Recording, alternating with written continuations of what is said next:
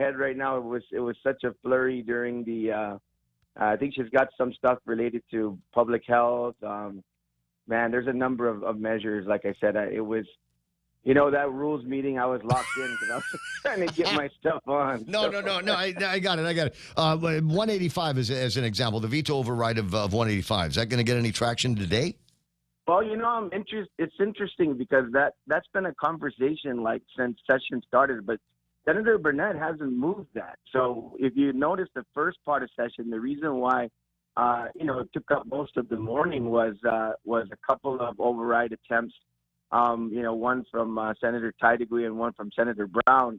And so that took up most of that morning, and I didn't, since it's been so widely advertised, I thought that Senator Burnett was going to stand up, because that's kind of usually the portion of when individuals move for their overrides, because it's the beginning of session and you kind of get in front of the bills, right?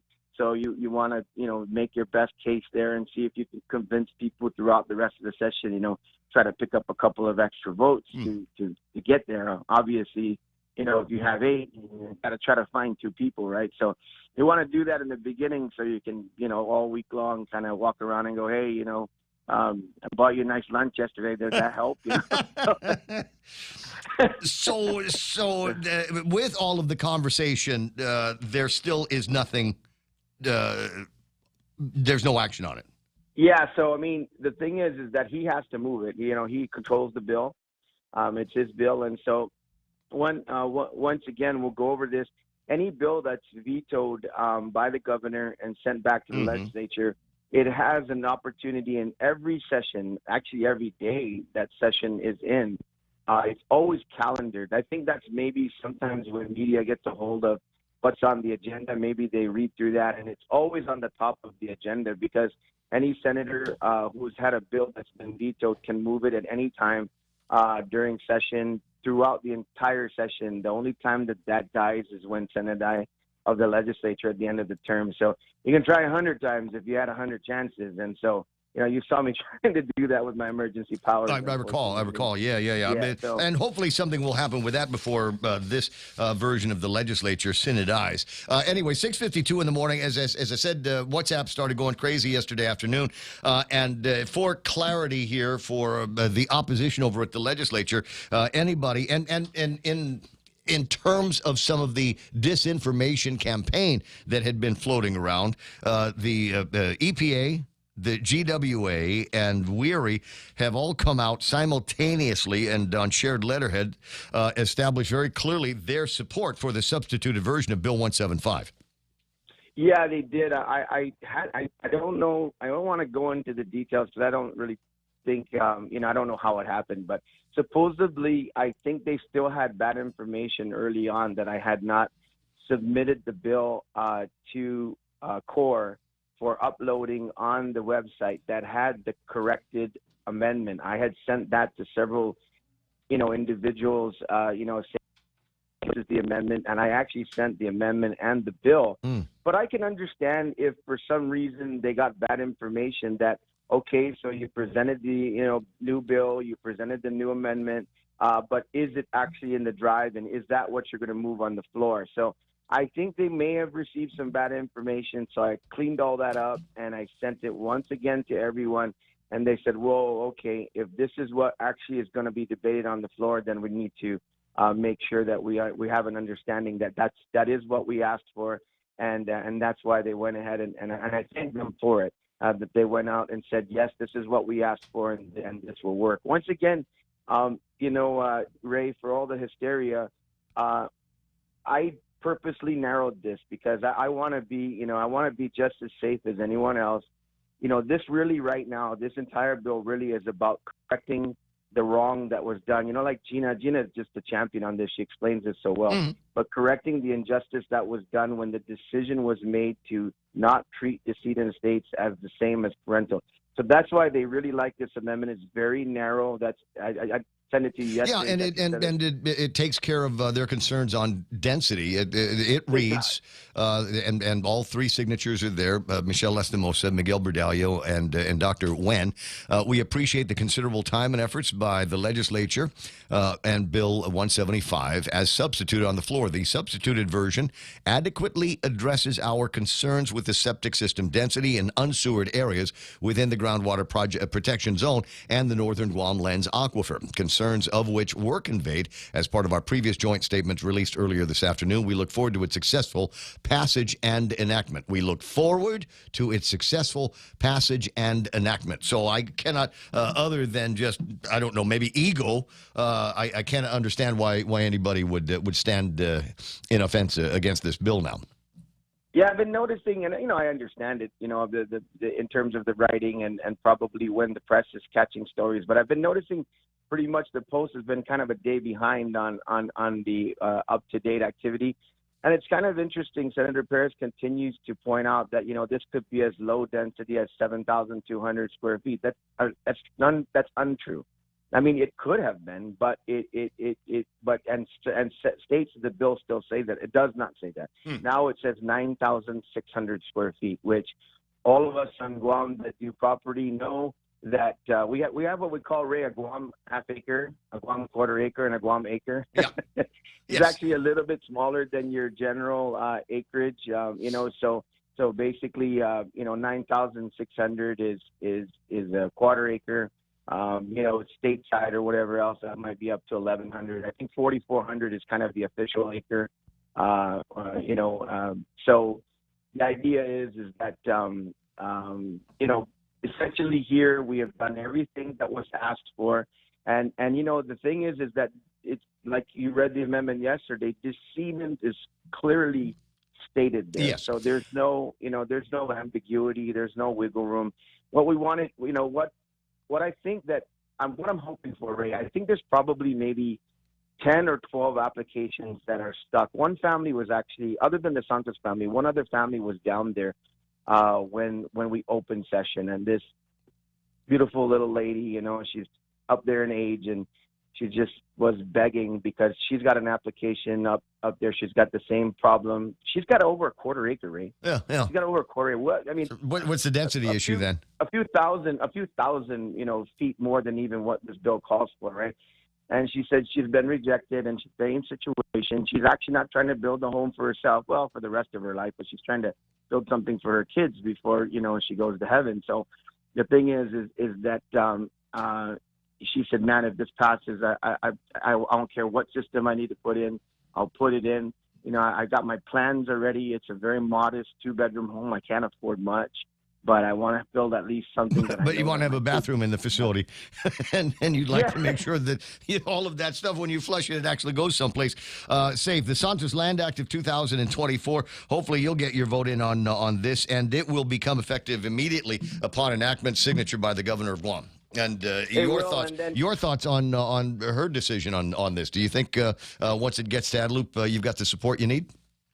Well, so far, I of course still have to read the final version, but I definitely in my direct conversations at least 3 times with the lieutenant governor, full steam ahead. He loves what we're doing here to fix this issue. I didn't directly speak to the governor yet. I haven't had a chance, but a couple of the co-sponsors. Where is she? At any given time. This last couple of years of an 8-year term, it's traveling time for virtually every governor of Guam that has enjoyed 2 terms in the office. So you'll hear a lot of, acting governor Leon Guerrero, acting governor Tenorio says this about that and the other. I fingers crossed that it moves over in that direction. Are you and Joanne, did you and Joanne Brown make up yet? I think that, the thing is that we're focusing on the issue, and that's what I like. You know what I mean? I mean, I have an immense respect for Senator Brown. I mean, she's a stalwart, and I know her deep passion for the environment. I mean, I know. The WhatsApp messages looked a little personal, so I just wanted to make sure that everything is okay because, frankly, you incumbents have got an election now that you've got to get to, and it begins in about 36 days. So best of luck to you guys. Senator, I appreciate your time here. I got to jump. Boogie got the news coming up here in a sec. We focus on issues, and we'll be in great shape. Republicans got a great slate and a great plan. I'll see you at the debate tomorrow. Take care, my friend. But it's 7 o'clock in the morning, 888-255-888-TALK. Should be back on live on the YouTube, should be back on live on the Facebook Live. You might need to go out and find the video, but it's back on. And otherwise, we got the radio thing working as well. 7 o'clock in the morning, radio station KUSG. I got you 93.3. This is The Point. We'll find out what the absolute latest, and the question maybe they'll be able to answer in Fox is, if the president has been at Camp David all week, who's been running the country? Acting Governor Josh Tenorio. Here it is, Fox News. Saucier, Fox News. Homeland Security Secretary Alejandro Mayorkas is giving some details on border security efforts during a visit to Tucson, Arizona today. Here's Fox's Kristen Goodwin with more. Secretary Alejandro Mayorkas responding to a report that DHS confirmed more than 400 migrants entered the U.S. via an ISIS-linked group. That reporting is incorrect. Stating they've not identified 400 with ISIS ties. Let me again assure you that individuals who are identified to have those ties would pose a concern to us from a public safety and a security perspective, and they would be priorities for detention and removal. Noting since President Biden's executive order, there's been an over 40% drop of Border Patrol encounters and more than 24,000 migrants returned to countries of origin. But noting this is no substitute for congressional action. Kristen Goodwin, Fox News. President Biden, former President Trump hosting dueling campaign events in Georgia ahead of tomorrow's CNN presidential debate. Fox's Grady Trimble reports from Atlanta. Both the Trump and Biden campaigns are here before the candidates themselves, meeting with small business owners in Atlanta. In the case of the Trump campaign event, that's a roundtable discussion with black-owned businesses here in the Peach State. The focus of that conversation is going to be on President Trump's latest proposal to exempt tips from taxes, an idea that's gotten a lot of attention since the former president first proposed it earlier this month in Nevada. President Biden, on the other hand, claims his legislative wins, like the bipartisan infrastructure law and the so-called Inflation Reduction Act, are creating jobs. The economy is the top issue voters are concerned about. A recent Fox News poll shows more than two-thirds of voters say the economy is only in fair or poor shape. America is listening to Fox News.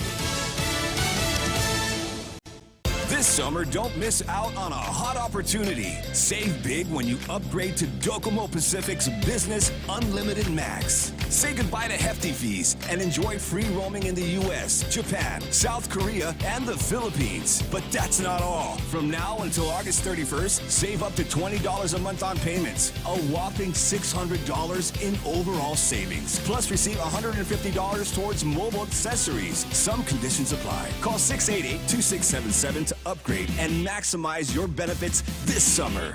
Cool off with Wendy's Triple Berry Frosty, the newest sweet summer treat. Balancing tart and sweet notes, taste the freshest fruit flavors of strawberries, blackberries, and raspberries. Transport your senses to a cool summer vacay with this smooth, creamy, and vibrant treat. Don't miss out and get it while you can. Head on over to Frosty Time and choose wisely. Choose Wendy's Triple Berry Frosty. The U.S. Supreme Court throwing out a conservative lawsuit that claimed the Biden administration unlawfully coerced social media companies into removing contentious content. Edward Lawrence for the Fox Business Network with more. The Supreme Court upheld the right of the federal government to ask social media companies to take down certain posts that they deem as not truthful, not necessary, or as a problematic. But this wasn't a decision on the opinion itself. This was a decision saying the plaintiffs did not have standing. This was a 6-3 ruling against the plaintiffs in this, which were the states as well as a few plaintiffs that had sued the social media companies, including Facebook and Twitter, as well as the federal government. Florida Republican Representative Anna Paulina Luna has announced plans to force a vote Friday on the arrest of Attorney General Merrick Garland. It's important to note that when an individual is called before courts across the country, they appear. Why should the Attorney General, who is supposed to be head of all law enforcement authorities, any different? And it comes after the Department of Justice refused to act on the contempt resolution passed by the GOP earlier this month. House Republicans held Garland in contempt of Congress for not turning over audio recordings of special counsel Robert Hur's interviews with President Biden, despite a subpoena. Republicans in Congress announcing plans to help a former Trump advisor. Here's Fox's Ryan Schmelz. House Speaker Mike Johnson says he plans on filing a legal brief in support of Steve Bannon's emergency appeal to the Supreme Court to stay out of prison. Bannon filed the appeal after his 2022 conviction for not complying with a subpoena issued by the House committee investigating the events of January 6. Speaker Johnson tells Fox's Sean Hannity he thinks the committee was flawed. We think the work was tainted. We think that they may have very well covered up evidence and maybe even more nefarious activities. Bannon has been ordered to report to prison to begin a 4-month sentence. I'm John Saucier. This is Fox News.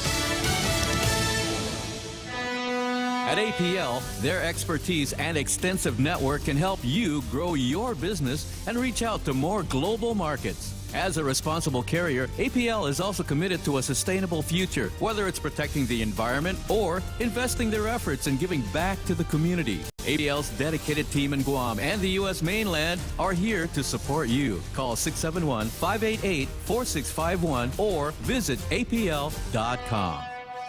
Circle K and Ambrose are turning up the heat with our 80th Liberation Day giveaway. Win big with a fully catered reserved spot at the Liberation Day Parade, plus $2,500 worth of additional prizes, which includes a canopy, chairs, a cooler, and more. Simply purchase select items and enter your My Rewards ID at any Circle K and you're automatically entered to win. Promo ends July 3rd, so hurry. Don't miss out on this epic celebration. Visit 76circlekguam.com for more info. Must be 21 years or older to win. Enjoy responsibly. You know, life shouldn't be this hard for those who live here. That's why I have a vision for lower prices on airfare, more affordable housing, better health care, and moving veteran services from Hawaii to Guam. I will cut through the red tape and get Guam a role in the economic expansion in the Asian Pacific. With more federal support for infrastructure, a 100% screen to stop illegal drugs, and new high-paying jobs, we can turn Guam's unique position into lasting prosperity.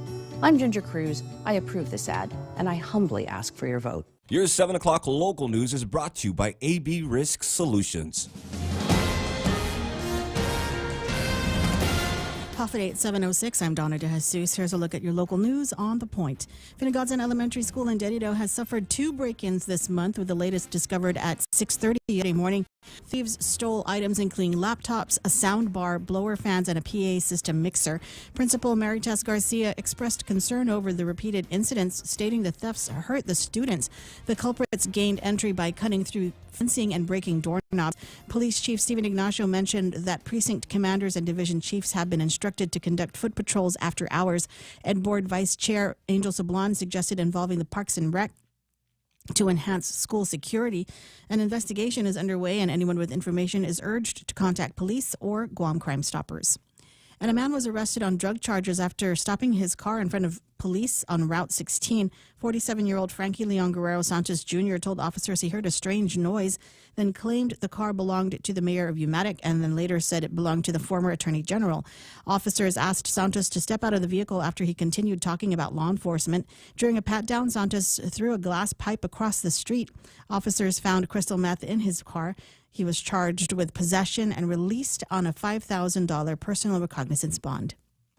More news after this. Boss, I got run over by a forklift. Boss, I crashed a company truck. What do we do? Our warehouse and inventory are gone. Hi, this is Dave Silva from AB Risk Solutions, and it's time for Risk 101. Everything you just heard are examples of risk your businesses can face. Our job is to ask the hard what-if questions and teach you how to reduce your exposures and help you recover if things go sideways. We've got decades of experience in Micronesia working with businesses big and small. Call AB Risk Solutions today at 777-2668 for a free inspection and quote. AB Risk Solutions, formerly known as Aon. The Western Pacific Fishery Council wants stricter enforcement of country of origin labeling for seafood on Guam and other U.S. territories. They say cheaper foreign seafood hurts local fishermen. The law says stores must tell customers where certain foods like seafood are from. The council wants agencies like the FDA and NOAA, along with local ones in places like Guam and AmSam, to make sure stores follow this law. They say other countries give their fishing industries money, which makes it hard for local fishermen to compete. The council also wants to bring experts together to talk about how to make trade fairer for local fishermen. And Senator Sabina Perez has sought AG Doug Moylan's opinion on Bill 175's environmental implications. The bill proposes changes to sewage laws to accommodate development, raising concerns about potential pollution in Guam's largest drinking water source. Some changes have been made to address these concerns, but the bill's progress is stalled without a full review from the Legislative Committee. Supporters say the bill will help landowners and use new technology, while critics argue it could harm the environment. And those are your top stories. Back to Ray with weather. Man, I'm reading that magistrate report on this guy, Frankie Santos Jr., who said heard a strange noise. He told police officers, and they did a welfare check on the guy. He says that it belonged to the Umatic mayor, then it actually belonged to the former attorney general. But it doesn't say what kind of car it was. I'm trying to remember what kind of car it was that Levin was driving. Maybe it wasn't that last attorney general. Maybe it was one of the other ones between Doug and Doug. I don't know, but the magistrate report doesn't say anything like that. But that part of the story was curious. But the other part of the story is they let him go. They released him on a personal recognizance bond. On a possession charge of crystal methamphetamine in a car. Talking crazy? In a car we cannot determine the ownership of it. It's just, this is... Well, maybe they're going to follow him. Maybe that's the idea. We'll follow this guy and see if he will lead us to a new dealer that we need to know about. I don't know. 10 after 7 o'clock in the morning. Here it comes, the weather on the Ray Gibson Show. Mostly sunny skies today. Highs near 89. East-northeast winds blowing up to about 16 miles an hour. There's going to be gusts maybe as high as 21 miles an hour, but that ought to dissipate over the next couple of days. Partly cloudy tonight. Mostly sunny in the forecast for Friday. Partly cloudy Friday night. Saturday, mostly sunny and mostly cloudy on Saturday night. So we got kind of everything is the same every single day. With a heat index, it'll feel like 94 today. 30% chance of rain, rip currents, and jellyfish warnings are in effect for Guam. Be very, very careful. Make sure that you tell the kids to go ahead and play with those things and grab the tentacle. No, I'm sorry. Tell the kids not to play with the things and be very careful of the tentacles because they can still sting even though they're dead, just like the legislature. Sunrise this morning at 5:56. Sunset tonight should be about 6:51. There it is. News and weather together right here on 93.3. This is The Point. KFC's $5 breakfast deals are the best and most affordable ways to start your day. The Colonel's Chicken and Rice Bowl, $5. Chicken fried steak, $5. Sausage, biscuit, and gravy, $5. And they all come with a fresh coffee. KFC $5 breakfast deals are served starting at 6 a.m. daily at your favorite KFC restaurant. KFC, it's finger-licking good. For all your real estate needs, call the professionals at Hoffaday Realty. Jody, Saran, Libby, and Lolita, and they'll take care of you on every step of the real estate process. No worries. Just contact Hoffaday Realty at 588-4232 or 588-HOFFA or email them at hoffadayrealty@gmail.com. They're at 426 Challenge San Antonio, Suite 204 in Tamuning. Open Monday through Friday, 10 to 4. Hoffaday Realty for all your real estate needs. 7:12 in the morning. Ray Gibson Show brought to you by APL, reminding you that there is a food drive going on this Saturday over at Cost You Less in Tamuning. What do you say? Fun starts about 9, but if you want to meet Jack, he'll be there about 1 o'clock. And so get whatever you need for your 4th of July celebration, and then get a little bit extra, and they'll donate that on your behalf to the VFW, and that way VFW can have an outstanding get-together at Epal Beach Park on the 4th of July. It's a great way for them to help out, and a great way for you to help them helping out. 7:12, Ray Gibson Show also being brought to you by the guys over at NissanGuam.com and the World Wide Web. You want to find out the absolute latest and greatest on what's going on over at Nissan? Actually, you can go to any website. They advertise everywhere. So you bump something on your browser, and pretty good chance that there's going to be an ad there for the Nissans or the Infinities. Check them out today at NissanGuam.com if you want details on the next big deal. They've got $10,000 off the price of a brand new car or truck or SUV or sedan at Nissan right now. 4.99% APR on your good credit. You owe yourself a test drive and a brand new ride today at NissanGuam.com. News to fill your mind. Talk to get it out. The Ray Gibson Show.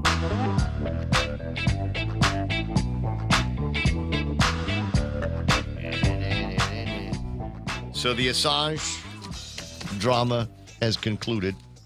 Saipan went from being the most talked about place on the planet for a change back now, I think, to kind of Pacific anonymity, if you will. And that's too bad. That's too bad. It was a great way to take what would ordinarily be an international story of interest and turn it into a local story. WikiLeaks founder Assange hearing significant for the Pacific island of Saipan. Pacific Media Watch wrote this yesterday. WikiLeaks founder Julian Assange's court hearing in Saipan set to make this, quote, dot in the middle of the Pacific, the center of the world for one day, according to a CNMI journalist. They met up with Mark Rabagu, who works with the Saipan Tribune out there.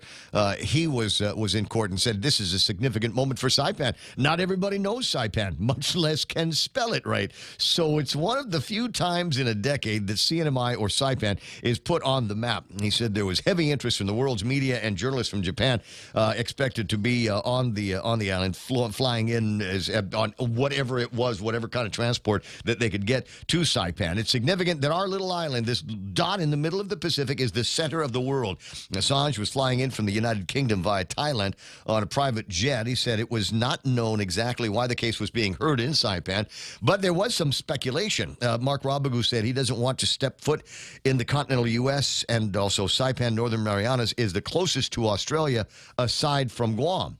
Now, I had not heard this angle on the story yet, but we'll see if we can get some time with Brad Rizala on it a little bit later on. Rabagu added that Assange probably was not able to get a court date in Guam, but there was a court date open on the calendar in Saipan. Because we're so busy We're over busy here. in our place. Prosecuting Mike people. Bedallo or Francis Taenko Gatewood or any of the other We couldn't district make court space judges. for him. What? Julian is guilty. Guilty. I already know he's guilty. I don't need a guilty plea from that guy. Get him out of my courtroom.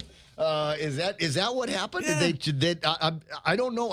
Sean, maybe I'll ask one of the guys at the USAGO, ask them, did you actually try Guam first, but our court calendar was full, so you had no choice but to go up to Saipan? Because as Bob Kelly pointed out to me yesterday, Guam is 100 miles closer to Julian Assange's house in Australia. So it would have made more sense, actually, for him to come to Guam. But if our dockets were full, I guess not. See if you can, if anybody in a legal beagle game, see if you can confirm that for me. 7:16 in the morning. I'd also like you to do me a favor, because I know that we have partied together.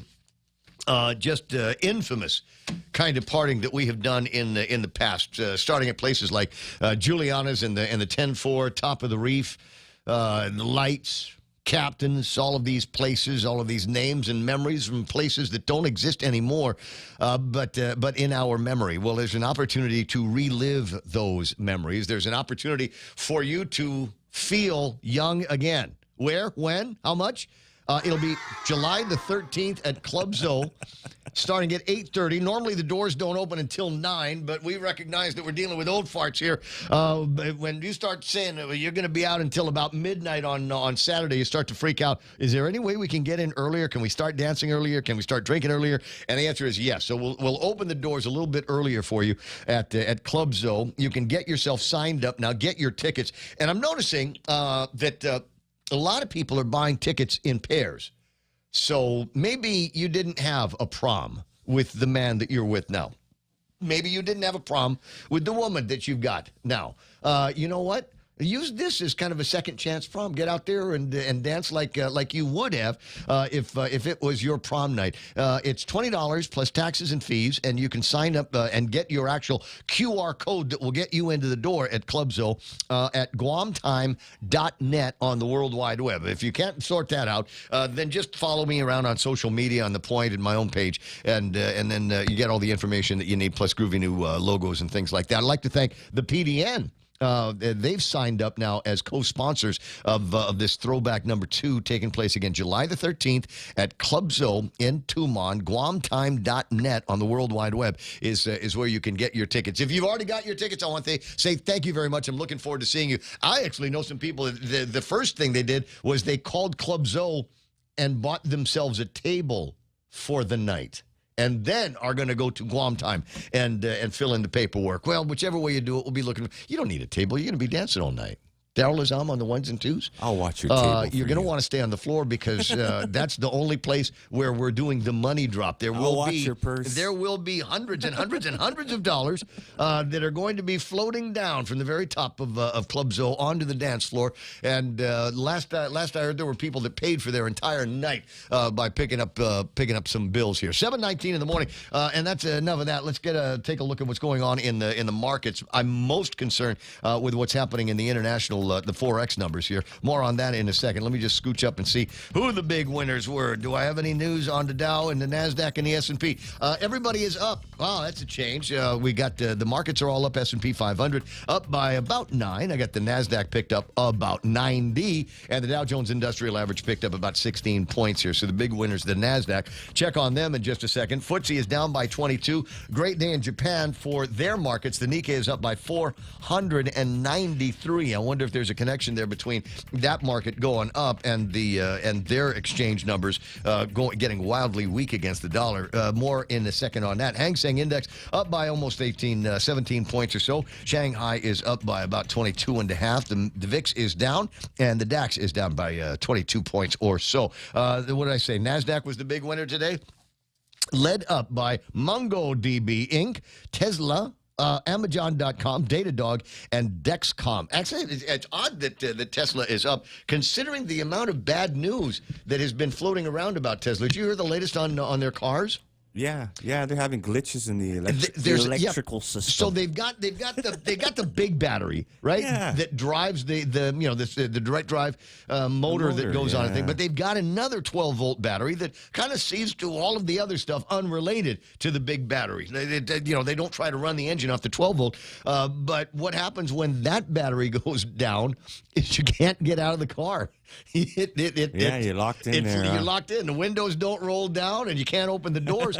And they don't have a vice grip. Yeah, you're gonna have to find a way to call emergency services and Jaws of Life to open you up. There's apparently an evacuation mode that you can get into in an emergency, but that is a big problem apparently for some folks in the Tesla game. Where'd I go? The bottom of the NASDAQ, Moderna, Paychex, Constellation, Automatic Datas, and Illumina round out the bottom. All right, on the commodities, we'll start with gold here and see where that's at. Gold at $2,309.80, off by 21, which is odd. The volatility in the gold market these days is just crazy. The ups and downs that we've seen. Normally, my recollection is it was fairly stable in past. I'm not seeing that kind of stability in gold right now. West Texas crude, $80.88. That's a little bit more expensive than it was when I came in this morning. It was $80.76. Just a little bit more expensive than what it was yesterday, $80.72. Tapis crude at $84.86 for a barrel of that stuff. Yesterday, trading at $84.54. Now, we get into the Forex, and here's the numbers. If you are still on Guam by the end of close of business today, I'd be amazed. You've got 3 opportunities starting like right now to go to the airport, get on the next flight to Narita, and start spending your dollars like you're a millionaire. The Japanese yen is trading right now at 160.74 against the dollar. Yesterday, it was 159.62. And earlier this morning, it was even weaker. 160.8 was where it's at. This is definitely a buyer's game. If you want to do some traveling out to Japan, now is the time to do all of that, because I don't know that we are going to see the yen this week as it is right now. The last time, because I like looking at this kind of thing, the last time the yen was as weak as it is today was back in December of 1919. Did you hear that part? Whoa, yeah. In the last century. It's 26 years ago, 28 years ago. It was in 1996, December of 1996. God, that was a great year. Was the last time? Well, I'm trying to remember. Who was the president back in 1990? I'll bet I still got clothes from the 90s. Hey, throwback on the 13th. We're going to be dancing to music from when the yen was weak, as weak as it is now. It was December of 1996, and the yen trading then for about 163. But that was when it was, on a strengthening learning curve and getting to a point where I remember back in the day when we would talk about a penny yen because it was almost exactly equal to or just as strong as the American dollar. Philippine peso also weak against the dollar. It is 58.96. If you're headed out to the Philippines today, that's also a pretty hefty exchange rate for Americans traveling to the Philippines. And the cool thing that you can do with the peso at 58.96 is condo buying time, baby. Have you been all over the social media and seen some of those ads for cool condominiums? I've got 4 unbuilt condos already, Ray. You know, I don't know if you can buy the whole thing, but man, that's a big chunk of the virtual down payment condos that you don't have to worry about because it's taken care of in the 4X. South Korean won also weak against the dollar, 1,393. So we'll watch and see what happens to that over the next couple of days. But it is kind of interesting. 7:24 in the morning, and some of the other number that we look at is the Bitcoin number. 60,000 today. 932. A tiny bit stronger than it was yesterday. Yeah. Yeah. All right. So, but it was, what is it, 58 yesterday? When you got up to 62 day before, and then it went down to 58. Now, so buddy of mine was asking me a question, and I thankfully there was a lawyer around that could steer him in the right direction. But the question had to do with when does he have to start paying taxes on the gains that he has made? Oh man, in Bitcoin. And my answer was, and thank the Peter Sanchez was around, and he says there's no event. You haven't done anything with it yet. You might have this unrealized gain, but until we transfer that to American dollars, probably nothing going to happen as far as the Department of Revenue and Taxation was concerned. And then I kind of asked him. I said, well, yeah, how much money are we talking about? And he said, well, might be a couple $100. I said, they will never ever look for you. And the Department of Revenue and Taxation will never ever try to find you. It will cost them $300 just to open the Manila folder for your case. So they ain't going to come after you on that one. 7:25 in the morning. Jerry Roberts in the studio, about ready with the extra point in one headphone. Okay, gotcha. No headphones. No headphones. It's nothing today. Somebody broke something again. It must be Monday. Jerry Roberts in the studio. The extra point brought to you by First Hawaiian Bank. Thank you. You may recall that there's been a fair amount of talk about self-driving cars, and that one day we'd be able to slide into the back seat of our ride and maybe eat our breakfast as we leisurely listen to a certain talk show host as the car drives us to work. It was the brainchild of Tesla's Elon Musk, among a few other people at the same time. And he's been ridiculed over his claims that full self-driving vehicles are closer than we think. How close?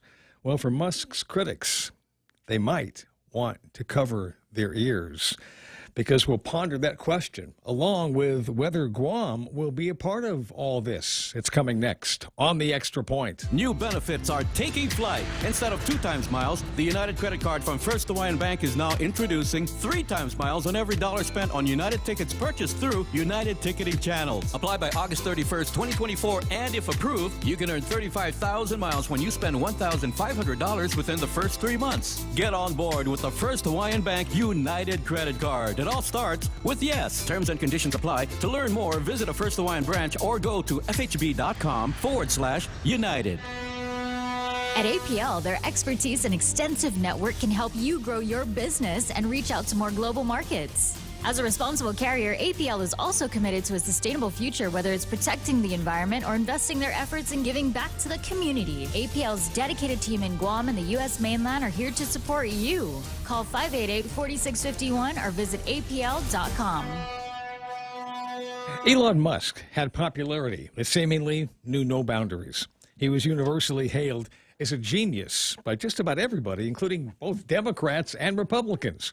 Tesla stock was flying high. SpaceX had a string of successful launches. The Starlink network had circled the globe with thousands of low-orbit satellites, including those we can see right here in Guam, bringing reliable and, in many cases, faster internet service to communities far and wide. Musk was on a roll like nobody had seen in recent memory. In the process, he had become the world's wealthiest person. Media couldn't get enough of Elon, and that's because a Musk-hungry world demanded it.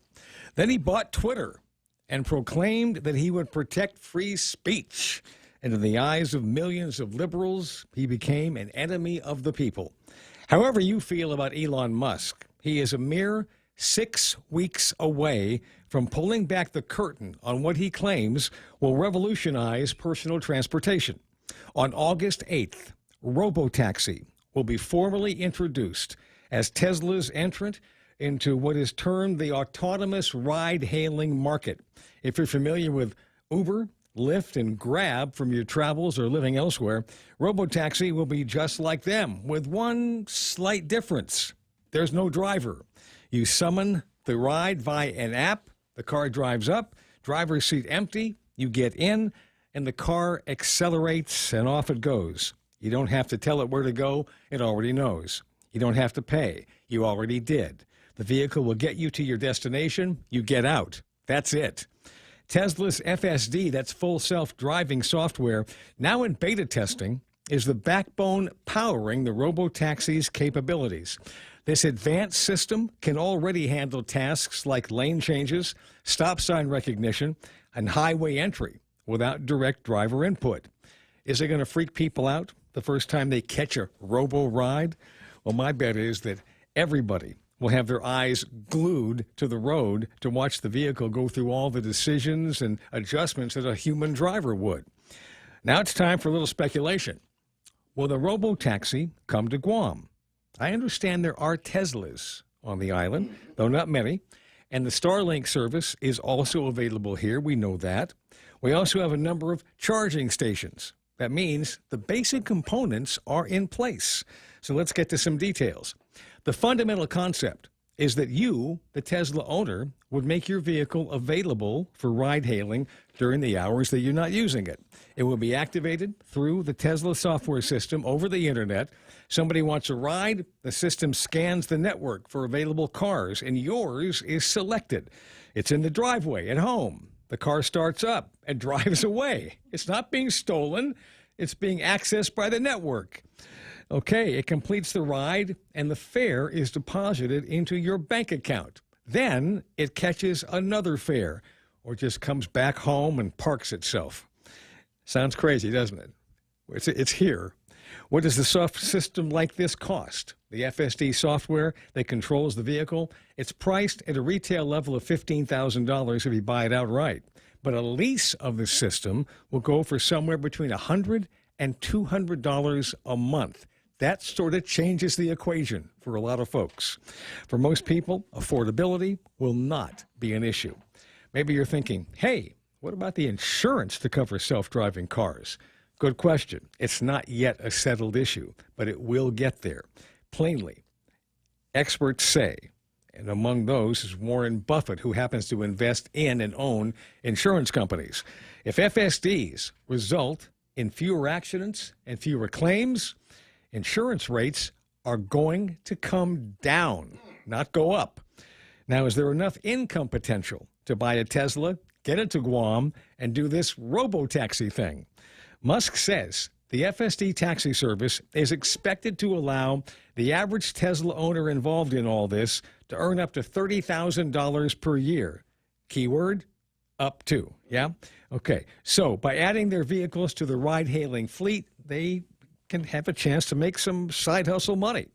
So should Guam's taxi industry be nervous about all this? Well, if the system works and driverless vehicles start popping up here, the ground transportation game in Guam is going to change. We'll all find out just how close FSDs are to joining our roadways in just 6 weeks. That's the Extra Point. Be responsible and make something good happen today for 93.3 FM, The Ray Gibson Show, and First Hawaiian Bank. I'm Jerry Roberts. Limited confidence in the ability of those FSDs, that software that you're referring to be able to navigate Guam's roadways. He's got 4 billion miles, apparently, in the data bank on this. They've been testing it for years. He has the largest database of anybody in how driverless vehicles operate on the road and humans operate on the road. And all this stuff is being fueled by AI and everything. And he has come out and said it works.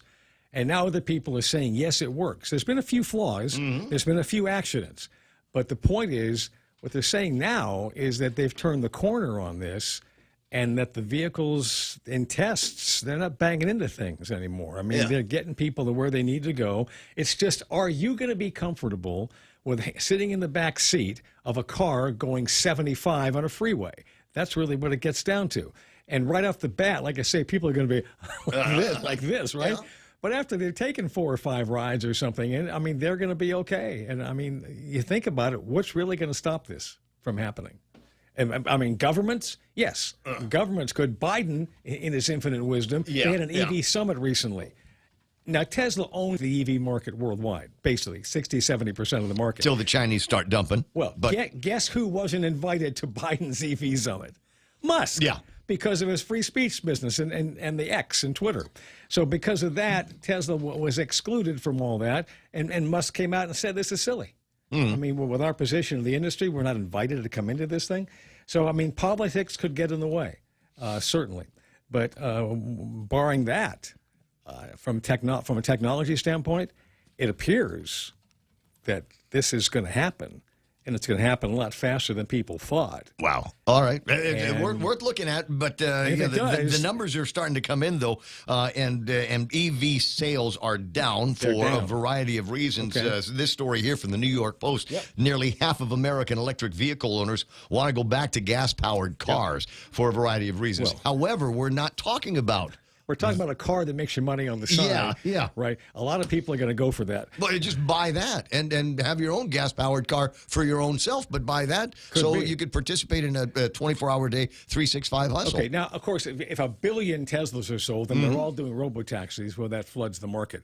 But, you know, the key to the EV market is that the poison pill for EVs is that somewhere down the road, the battery has to be replaced. Yes. That's like a $15,000 hit.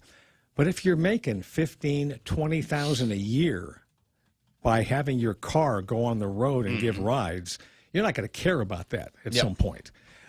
So I mean, he's dotting the I's and crossing the T's on this. Whether it happens in Guam, I don't know. I mean, no one's selling Teslas here. I mean, you got to buy them directly from Tesla. I saw a Tesla on the road the other day. It's a pretty white girl. Okay, but I meant the car's a pretty white lady car. I get it. Okay. So, but the idea is that if this is a moneymaker, somebody will go and get the folks at APL, and say, listen, I want to ship some Teslas to Guam and sell them. It'll happen. I will. I would be the guy that goes and gets a big sticker on a car, and I'll sell advertising on those cars. If they're going to be on the road, might as well have some advertising. I'll make another $30,000 a month doing that. Bet. Yeah. Absolutely. 7:36 in the morning. Jerry Robertson is in the studio and answer his other questions. So Assange is back home. Yes. The Guam, Saipan in particular, and the Mariana Islands were famous for about a day.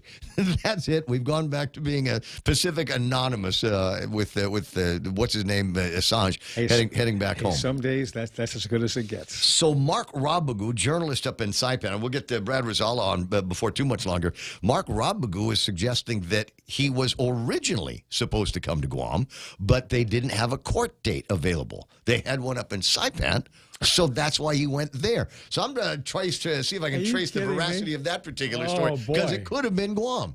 It could have been Guam, but we're so busy trying to bust what is it? I'm trying to remember who's occupying the majority of the time in that place. But yeah, they're busy over at our court and not so busy up in Saipan. So that's why they got the deal. 7:37 in the morning. Donna D with a quick look at news and headlines. Again, brought to you by Anthony Lowley and Joe D and Saran and Libby over at Hoffaday Realty. You know, they're Pica's best realty for 2023.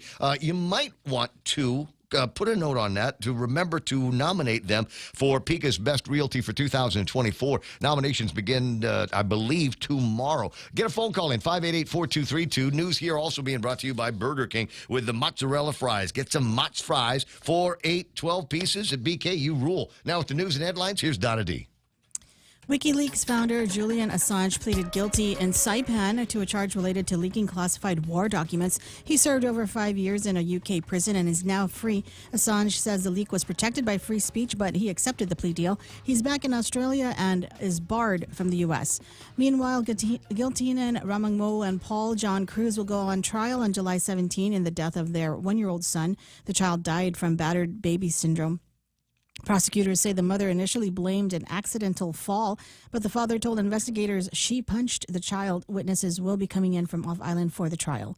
And Loma Linda University Medical is offering a free medical clinic this Saturday in Agana Heights and Dedido. Specialists will answer medical questions in areas like gastroenterology and pulmonology.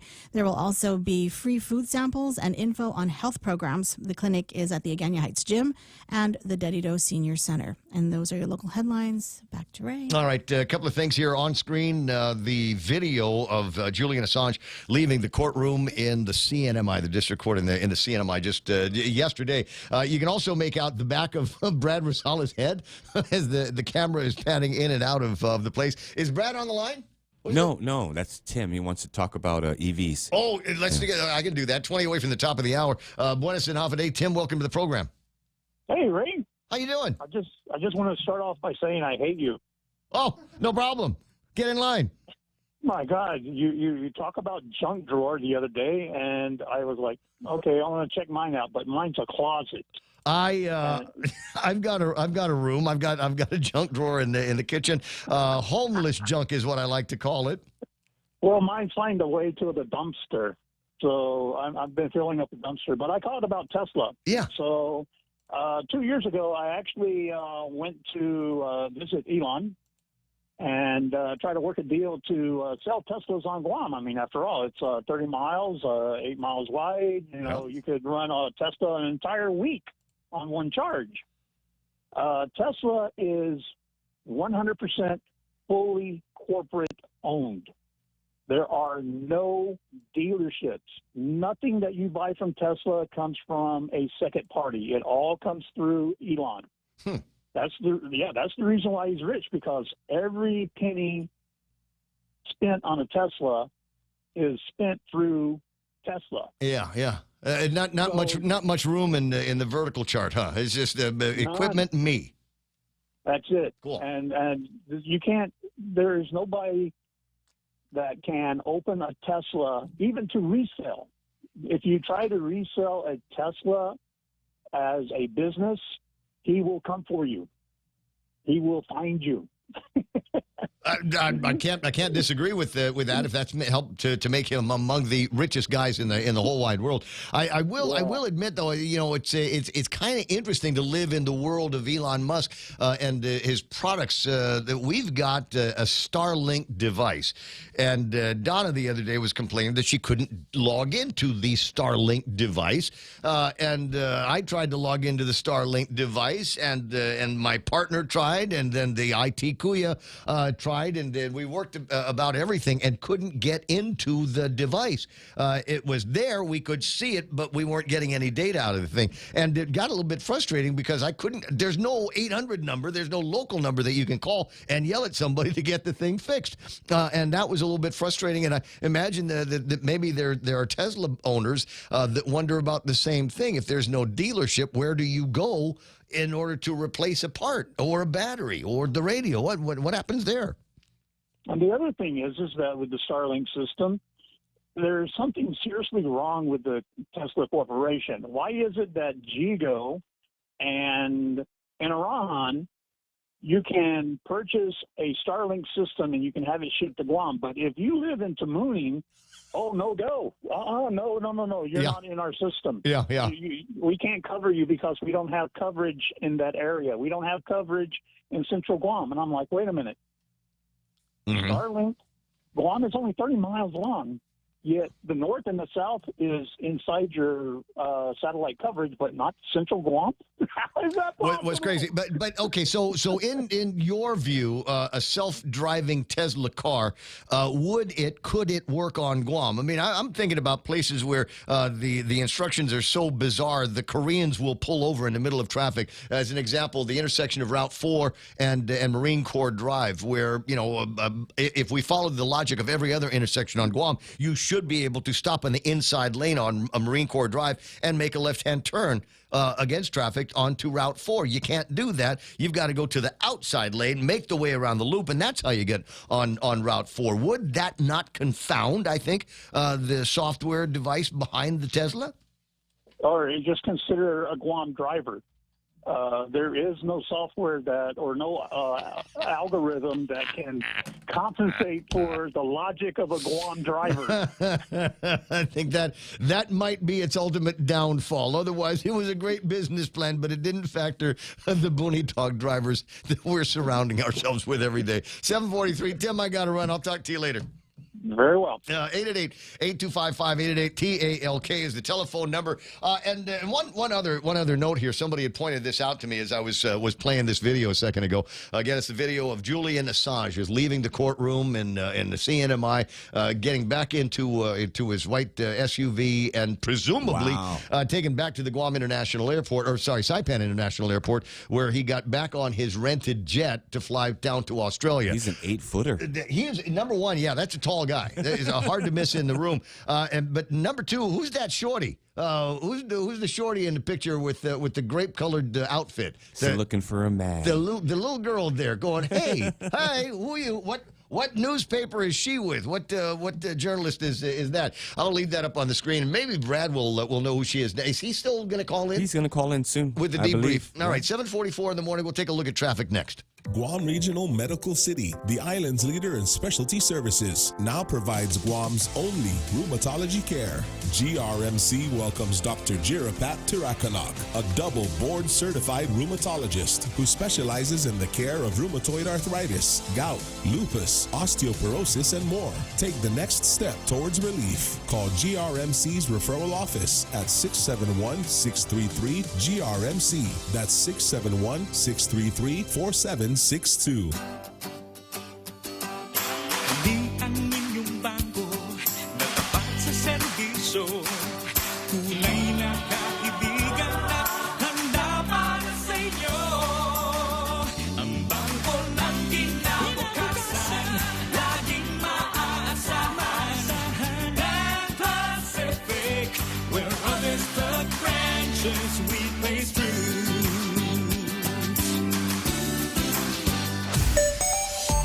What's that? Traffic? Okay, I can do traffic. Uniquely qualified because I've got map technology here. Updated instantly. There's nothing happening between Anderson Air Force Base, the 36th Wing, and downtown Data. Do a little bit of traffic over at the Pow Pow, but it's not meeting up with a lot of traffic from Waisangsong. Just intersection traffic right now until you get to 1 and 3. Stop and go on the way off of 3 onto Marine Corps Drive. But we got the Micronesia Mall intersection. A little bit of traffic on the 16 side trying to get onto Marine Corps Drive. You'll also run into some traffic over at the Mickey D's. Now, remind me to talk about their $5 menu a little bit later on. And if you're continue to head on Route 16 southbound, you will run into traffic in front of the Department of Revenue and Taxation, the overpass, underpass, leading all the way up to Barragata Heights, according to our map. Maybe you just pull into Vinny's and wait until it all goes away, like next week or something like that, and you'll be happy. You could survive on a snack food over at Vinny's.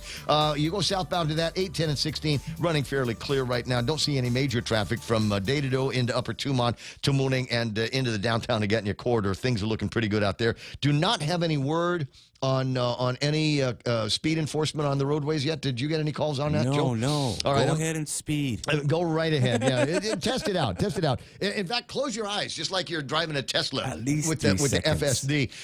Southbound from 8, 10, and 16 into 10 and 4, looking pretty good. Nothing major on 4 or 8. So that's a look at driving around now. 7:47. You're listening to The Point. Introducing GTA Fiber, bringing fiber connection all the way to your home. Now you can get lightning fast speeds of up to 1 gig. That's 1,000 Mbps. With 1 gig high-speed internet, you can now enjoy lightning fast downloads and uploads that will leave you amazed. Seamless streaming of your favorite movies, shows, and music. Lag-free gaming. Effortless connectivity for all your devices, ensuring everyone in your household stays connected. Plus, you get our next-gen Plume Wi-Fi, built on Guam's most reliable network. Visit GTA.net to see if fiber is available in your area. GTA Fiber. Nothing beats fiber. BK Melt are back at Burger King. Our new Philly Melt is topped with warm peppers and onions, melty Swiss cheese, and royal sauce on a toasted bun. Also available, the classic with caramelized onions and stacker sauce. Top off your meal with our new mozzarella fries, refreshing Coca-Cola, and our birthday pie. Available for a limited time only. BK Tumon Bay, Agatinya, Micronesia Mall, and the airport. Thank you for 35 years. You rule. It's the Ray Gibson Show. Call now, 888-TALK. That's 888-8255. Yeah, 7:48 here on Guam. And what time is it up in Saipan? 9 o'clock. Gotcha. So we get through all of the difference in the climates and everything. 7:48 in the morning, Ray Gibson Show. 888-255-888-TALK. If it's busy, it's because I've got Brad Brisala on the line, and I understand that he's doing his live video show. Yeah, he's running the stream. He's on out our there. show. We're on his show. We're on each other's. Yeah, I don't know. Depending on delays and encoding and decoding and things like that, this is either going to be absolutely fantastic or it's going to be a blank show. But anyway, Brad Brisala, welcome to the Guam radio side. Good morning, Ray. Actually, let me give you, everybody's in this now. Good morning, Ray. Ever since we had him here, everybody's speaking with a little bit of an Aussie accent. Why not? Why not? Julian Assange, and easily one of the quickest trips ever turnarounds that we've seen in a long time, arrived about 6 o'clock yesterday morning. By 9 o'clock over in District Court in the CNMI, and by noon out. And so Saipan, as I've remarked a couple of times this morning, went from being the most important and most noted place on the planet, and now as the sun breaks on the 27th of June here, goes back to a sort of quiet anonymity again. But it was a hell of a day in the sun yesterday, wasn't it? Yeah, we did the best we could to make the most of it. I mean, really, at the end of it, after all was said and done, everybody walked out after the press conference and everything.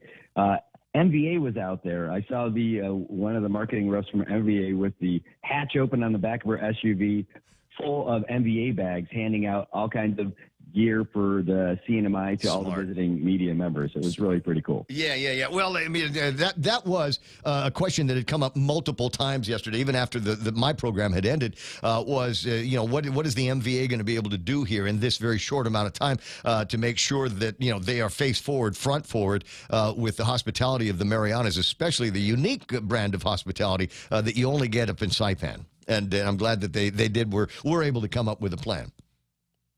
And on the spot, too. I mean, they saw everything that was happening, everybody running around, all the different opportunities that they had for exposure. Mm-hmm. And, hey, we didn't have to pay for it this time. I mean, this is a freebie for us. And what was really cool talking with all the reporters that were visiting, they all had to fly in here on a snap and make really quick decisions. Mm-hmm. But all of them are staying for an extra day. They're going to be here today, and so they're going to do a tourism angle while they're here, just so they have like an extra package to bring back with them. Smart. So it's going to work out with us, and they'll see our little our small town hospitality. But man, Ray, it was amazing yesterday. In fact, I'm putting together a little video. I'm going to do split screen of the two of us for when we were streaming on your show. Because I want to see what it looked like when you guys were on the phone with me from your perspective. I was gobsmacked. My jaw was on the console. It just what was happening in real time, and we had the right guy on the phone with you, because you have a kind of an intimate knowledge of a lot of things that most other people would not have even thought of. You knew exactly which gate he was going to be moseying over to, and sure enough, there were the vehicles, and you had the presence of mind to be able to talk about it, what you were seeing on the air, jumping into your ride to go and see if you could surveil these guys to their next destination. And that's where we had to break away yesterday. So the question that I've got for you is, where did Julian Assange end up having breakfast?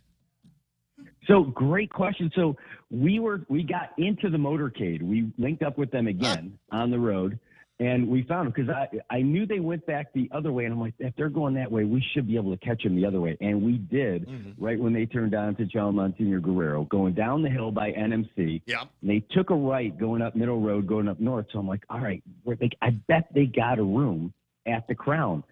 They did. So when we were going down Middle Road, and I thought that because when we drove past the courthouse, all of the media, and I mean all of them, were there. It looked like a small army outside, and we just blew past them. I'm like, I bet they're going to the Crown because it's close by and everything. So that's what they did. So is Ed Areola still there?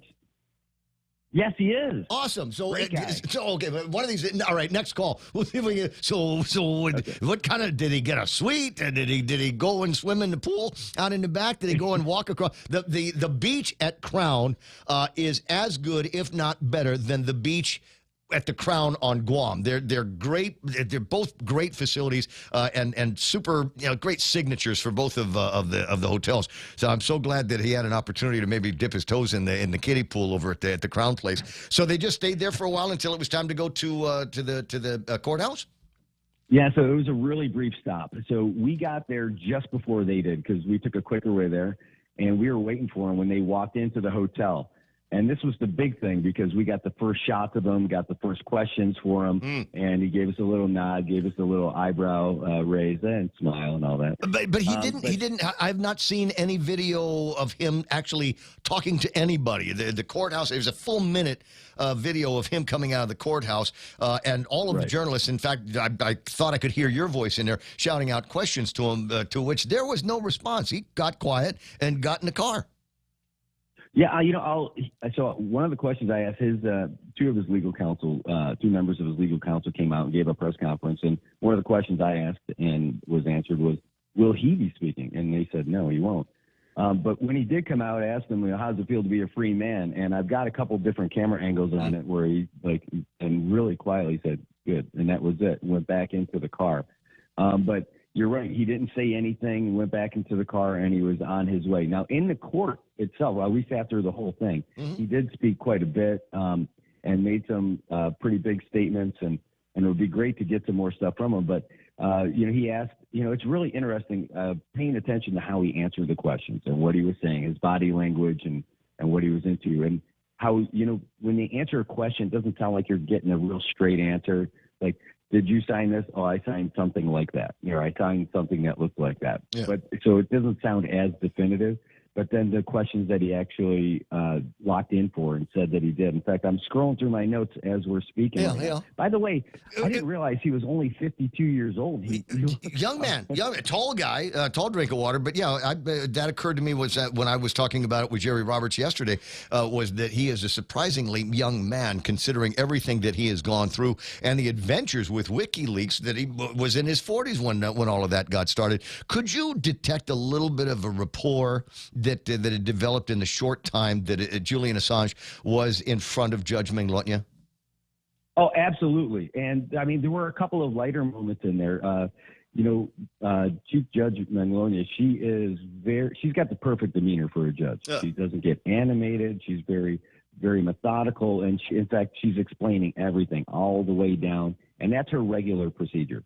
And one of the questions she asked him, and I can't find it exactly in here, but she's like, making sure that he understood everything. And are you satisfied with the legal counsel that you've received from this? Yes. And he looks over and gives a little bit of a smirk and a little smile and says, well, depending on how things go at the hearing today, yes, Your Honor. Yes.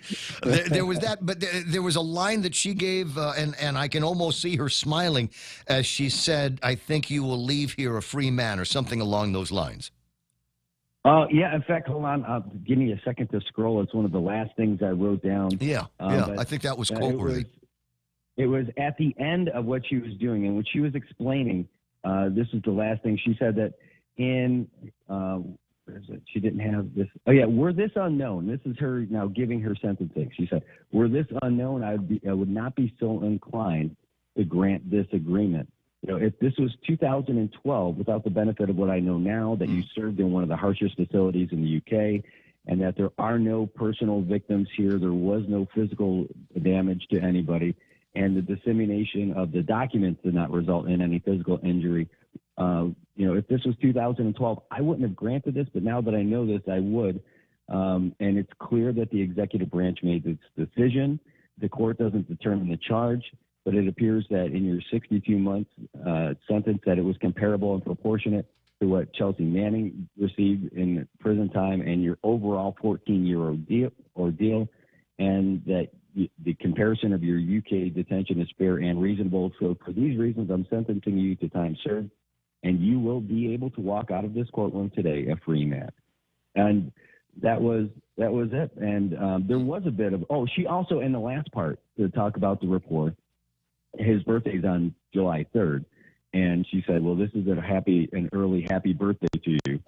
And and this is the first time you're going to be able to spend your birthday with your family in quite some time. So Saipan. That is so Saipan. It's just hospitality oozes even in the courthouse. 7:58 and change. And I've got them put the video that I've got, a piece of the video that I've got, still from the shot. It is Julian Assange walking out of the courthouse, and I think it's a well done picture, a wonderful piece of video that was shot out there. But the question that I've got, and actually a couple of guys since I've shown this, is who's the girl in the tank top?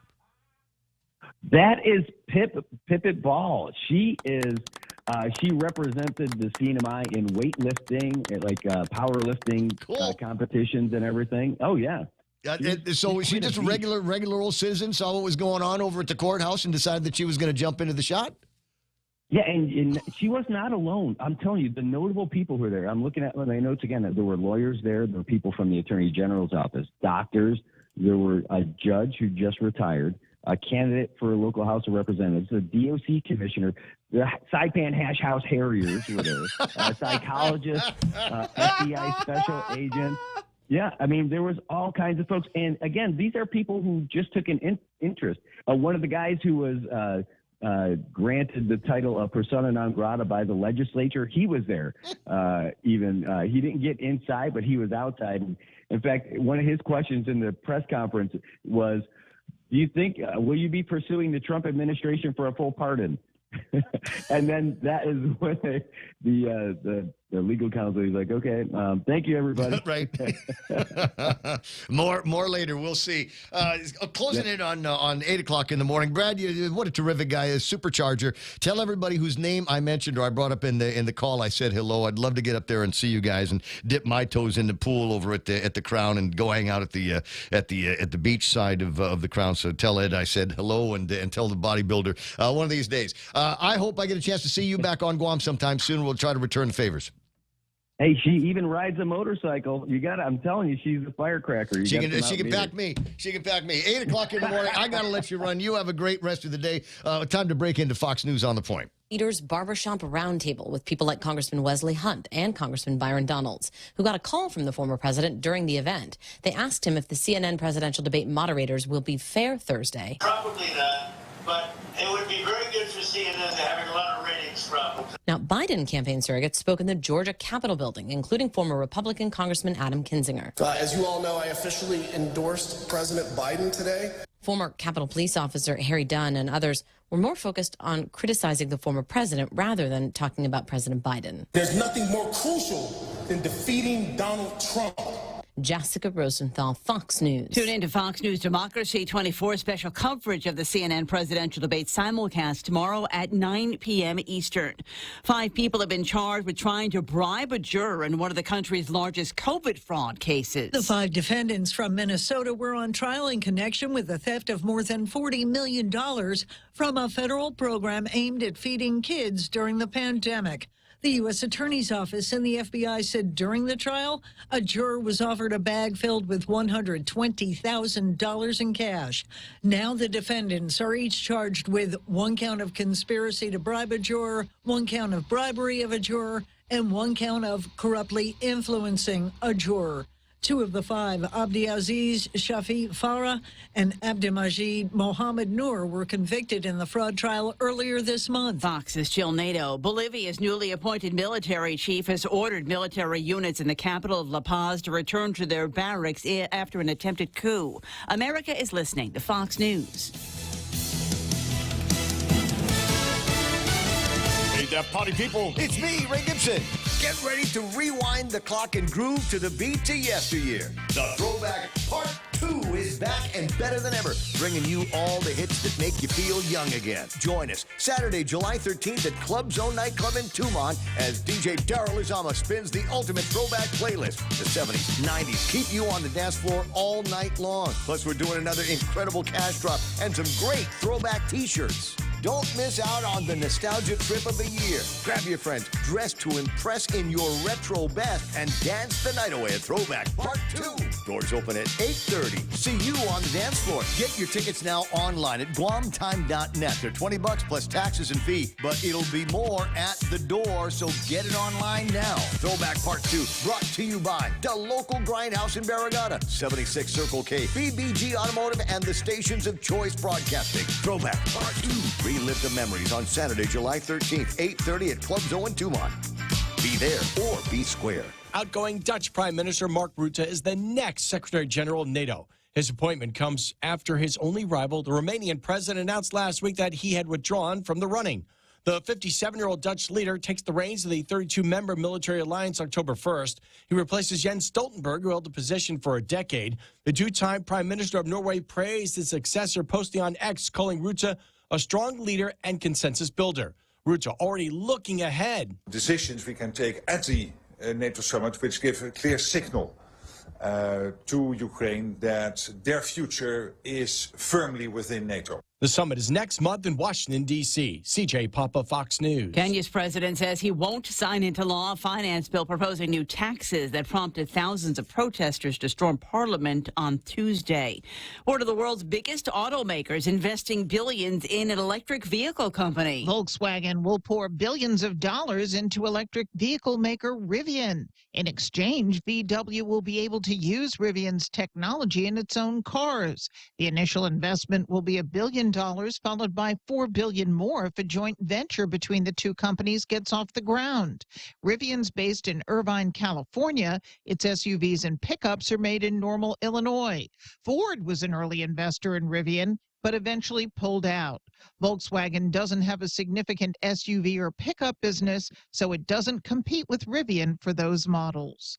Ginny Cosola, Fox News. The Super Bowl champ Kansas City Chiefs are making a holiday movie for the Hallmark Channel. The movie, called Holiday Touchdown, a Chiefs love story, will not be about a tight end and a pop star.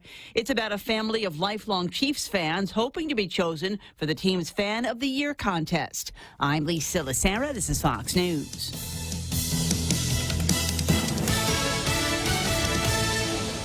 Experience the magic of the Super American Circus with Circle K. Spend $25 at any Circle K and receive a free adult ticket. Or make any purchase and show your My Rewards ID at checkout for a free child ticket. Don't miss the chance to experience the Super American Circus at PIC. Grab your free tickets at your favorite Circle K. Promotion is valid until August 31st, 2024. Fuel purchases are not included. Other conditions may apply. Visit 76circlekguam.com for more info. JV International Safety Equipment has it all for you. Fall protection, rain gear, traffic signs, speed bumps, custom signs and banners, PPEs, fire extinguishers, plus more. Check them out on Facebook at JV International Safety Equipment Company or visit their website, www.jvisec.com. JV International Safety Equipment, Guam's leader in occupational and environmental safety equipment. Call 688-9524. JV International Safety Equipment, located in Harmon Industrial Park.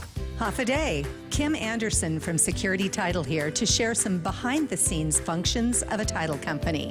First, we search the chain of title to property, and when a critical link is missing, we work with the owners to correct their ownership. When it comes to a sale, we work closely with realtors and lenders to ensure a smooth closing. Finally, we back up our work with a title insurance policy that guarantees the buyer they actually own the property. Security Title has the management of real estate closings down to a science. Give us a call. We are here to help. Your 8 o'clock local news is brought to you by Family Finance. Half a day, it's 8:06. I'm Donna DeJesus with a look at your local news on The Point. Police Chief Stephen Ignacio raised the alarm on rising fentanyl-related deaths during a Chamber of Commerce meeting. This year, 3 people have died from fentanyl overdoses compared to 1 death last year. The victims include a 26-year-old inmate and 2 local males in their 30s who had fentanyl, meth, and cocaine in their systems. Ignacio emphasized the deadly impact of fentanyl compared to other drugs and highlighted the increased availability of Narcan, a life-saving drug now sold over the counter and in vending machines. The drug is primarily entering Guam through the mail, with customs officials already seizing fentanyl pills at the border. And WikiLeaks founder Julian Assange pleaded guilty in Saipan for his role in leaking classified U.S. defense documents. He was sentenced to time served and has returned to Australia. Assange conspired with Chelsea Manning to obtain and release top-secret documents about U.S. wars in Afghanistan and Iraq. Judge Ramona Manglotnya accepted the plea deal, allowing Assange to walk free. He had been held in the UK for over 5 years, fighting extradition. His plea deal prevents him from returning to the U.S. without permission.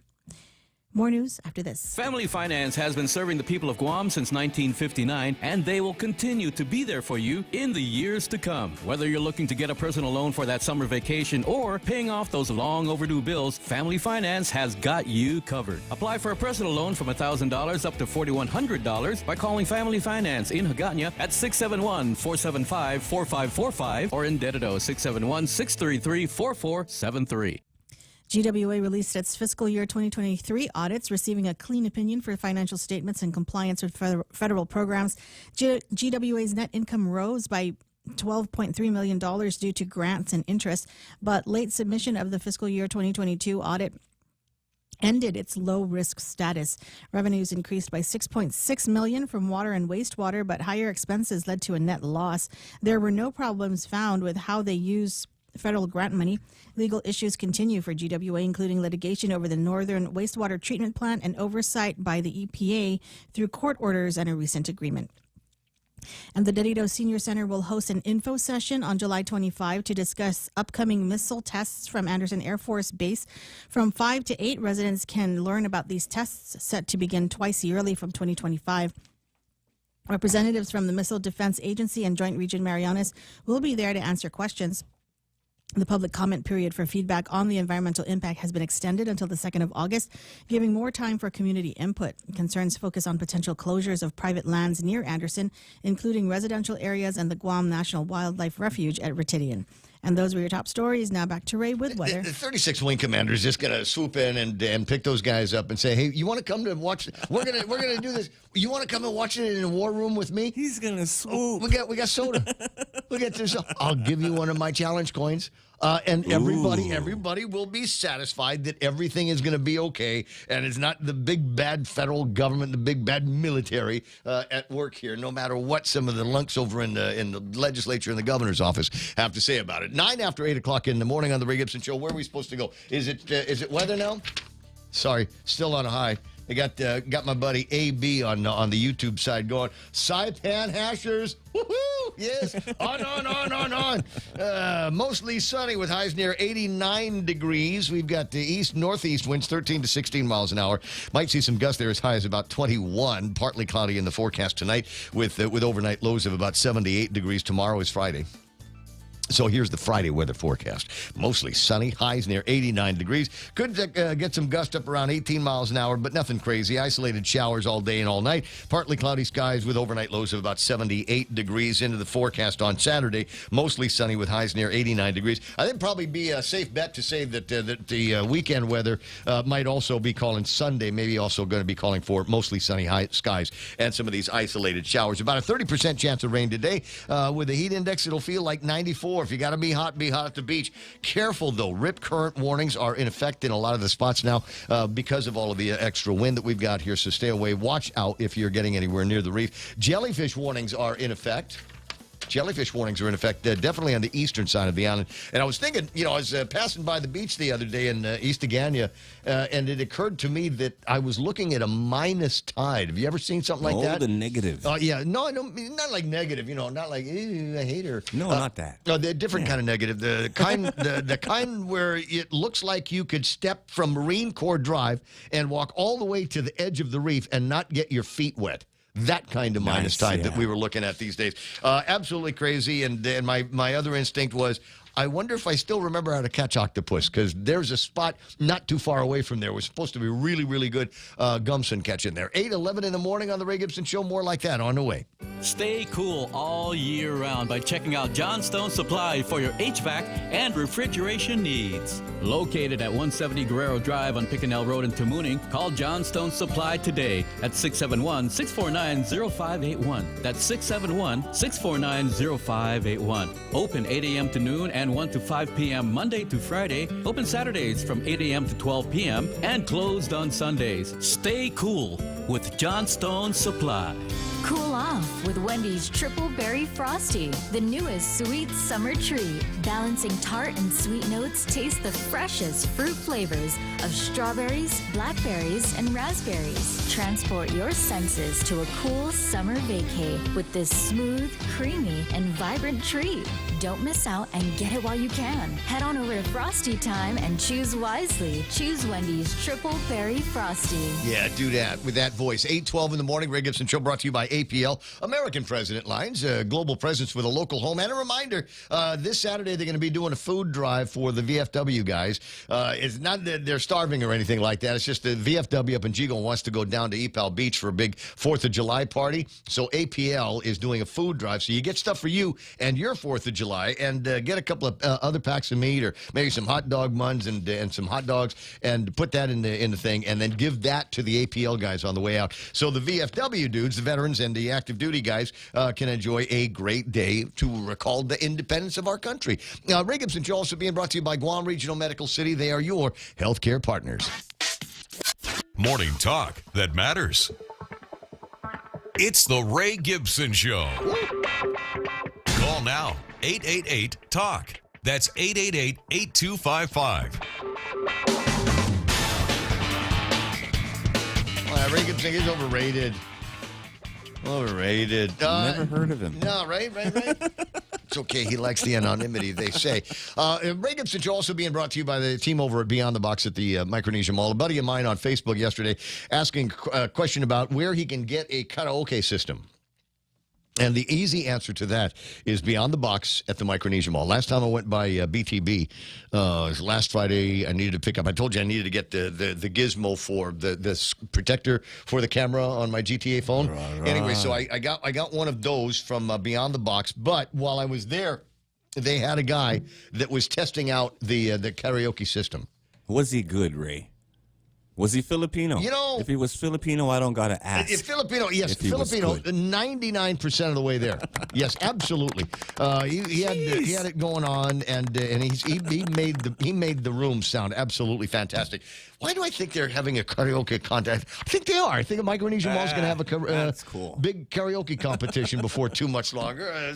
Be listening here for details. We'll get those out in your direction. But little karaoke system that they've got microphones and it hooks up with the Bluetooth and all of that kind of thing. And they got a great price on that. If you just want some that doesn't require you to sing, then you can just get they still got a great selection of these Marshall Bluetooth speakers that they've got there. Absolutely great prices on them, super functional. Beyond the Box, first floor of the Micronesia Mall. Quarter after 8 o'clock in the morning, as I make my way through the program here. What is it? Thursday, right? Yes.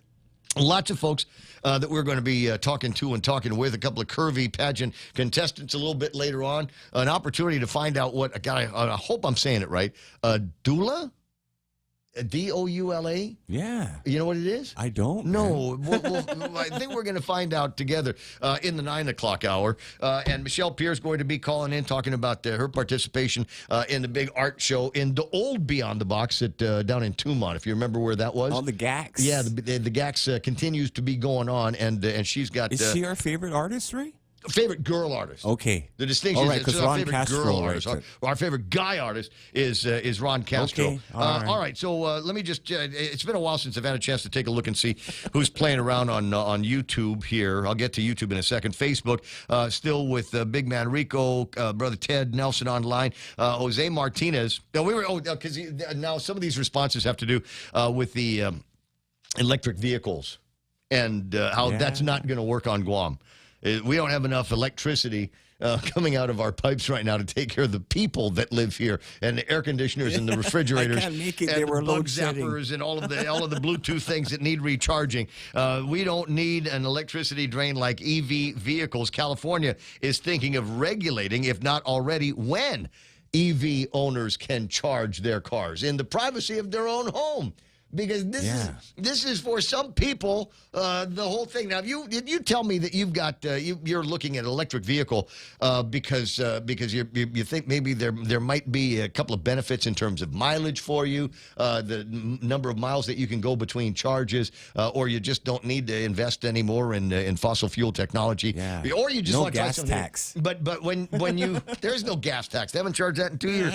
But no, not here. If you tell me the reason why you want to drive an electric vehicle is to lower your carbon footprint or whatever it is, then that is a complete fantasy, because you are going to get a vehicle and you're going to plug it into something, and it will plug at the end of the extension cord is going to be a power generation device, and it might be pulling in power from the sun.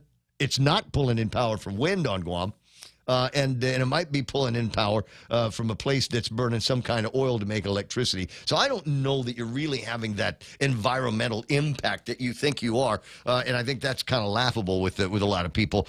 Stephen Liz online. Jerome McDonald says it will take 3 months to get the damaged Tesla parts to repair. Tesla has to make specific parts since there is no parts department. And Marie Pello-Bello online here this morning. What's that? Jerome McDonald says Edison is warning Sacramento politicians and the governor that if the whole California residents are driving EVs, to expect load shedding. And California's better off with hybrid cars rather than EVs. I know a lot of people with hybrids that absolutely love them. Sonny Cruz online. Hi, nice to see you there. I got Jerome McDonald asking clarification. Did he dip his toes? Did Julian Assange dip his toes in the kiddie pool? So you know someone at that hotel, Ray? In the back, yes. We want to find out, man. Eddie Ariola. Did he clog the toilet? Did they have to call engineers? Yeah, it's their version of Jessica Barrett. And the other question was, that's a great place to relax. But right in front of, depending on which direction you're facing, the front of the hotel, there's a massage. There's a spa. I'll call it a spa. I don't want to say massage parlor. It's a spa. If it's still there, because it's been years since I've had the opportunity, there's a place up there. And they've got these fun-size Asian girls, and for $25 will massage you incredibly well. It's at $25 an hour. Yeah. And the last time I was there, I was running a marathon, and it was a 2-hour massage before. And as soon as they were open again the day after the evening of the marathon, it was another 2 hours in there. Just really, really terrific people, and great clean service. This is not a hot toy kind of place. Clean, and go to the Asahi. Julian Assange. There's the next no time, spitting signs. The next time you go there, you got to check that place out. Gears and Beers online. Rob Greeno hanging out. There's Joe Takai with these little SpongeBob SquarePants deal on the Facebook side. Who else is there? Kim. Eventually, Saipan will fade away because people nowadays only refer to it as CNMI. Can you imagine if they refer to Guam as Ututas? Unincorporated territory of the United States. Living in the Pacific, internet today is about as effed up as a football bat. Are you having a hard time? Wow. I don't know. There might be. There's the meme machine is working, but it's not working for everybody. I'm still getting. There it is right now. Somebody last 4 numbers are 7775. Waiting for this message. This may take a while, and I've gotten that 2 or 3 times already today. And the crazy thing is, there might be some really, really interesting memes in there. There might be some really interesting memes and photographs. I'll give you an example of something that is meme worthy. This is a picture of Senator Chris Duenas. Yeah, he doesn't look too happy. And right behind him, just outside of the blurry picture of Senator Chris Duenas, is the sign in front of Joanne Brown's desk. Is there a connection there? No. Well, yeah, he said that, I asked him the question, did you guys make up? Because it looked like they were getting a little personal in the back and forth on the chat, on the... well, you know how I'll know. You know how I'll know that everything is okay is if they show up together at the debate. Yeah. Republican, I'm saying this like it's a promo, and it's not really, but the Republican Party of Guam is hosting a debate viewing party for the upcoming presidential debate featuring our guy, Donald Trump, versus the spawn of hell, the current president of the United States, Joe Biden. Donald Adolf Hitler Trump. Right, I love that. Well, there are a lot of people, and there's a lot of people in the Trump campaign that feel like he might be walking into a trap with this thing is being hosted by Jake Tapper, and who has expressed a strong passion against Donald Trump in past. Will he be able to be unbiased and fair? And it's going to be on CNN, which hasn't really done Donald Trump a whole lot of favors. So this is going to be interesting to watch. I mean, at some point, I'm wondering if the bias will be so visible, so overwhelming, that Donald Trump will do one of these things where he just kind of takes the microphone off and walks out. I gave you guys a chance. Thought this was going to go down the middle road. Thought you'd be able to, want to talk to me about what I would like to do as president of the United States of America. Some of the things that I would like to bring to the country, and in the very least, taking it back to the way it was before the inauguration of Joe Biden. I mean, that in my mind, there's your Build Back Better right there. But I don't know. CNN, Jake Tapper. I'll bet you. There's probably already been a leak of the questions to Camp David. It's a trap. Yeah. So I don't know. We'll see how that plays out. I want to go back to being able to, go someplace and get a meal and not go, wow, that's all? What do they call that? What shrinkflation? Where it's the same portions. price, but you get less of it. Small. Yeah, much smaller. portions. I still don't know the name of that Thai place I went to last night. If you hear me suppressing a burp, that's leftovers from the Thai place. Is it, Chams? Okay.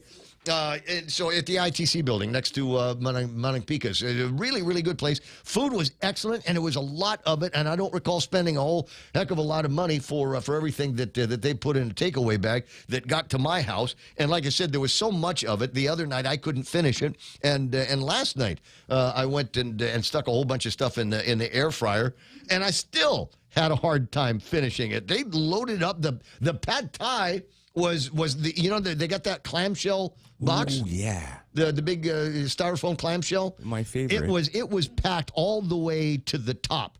So when they closed it, it squished it down a little bit more.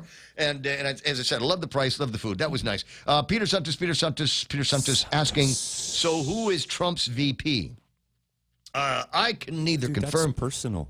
Well, can you tell me who Josh Tenoyo's VP is going to be? Yeah, let's trade. I want to know. Who's that going to be?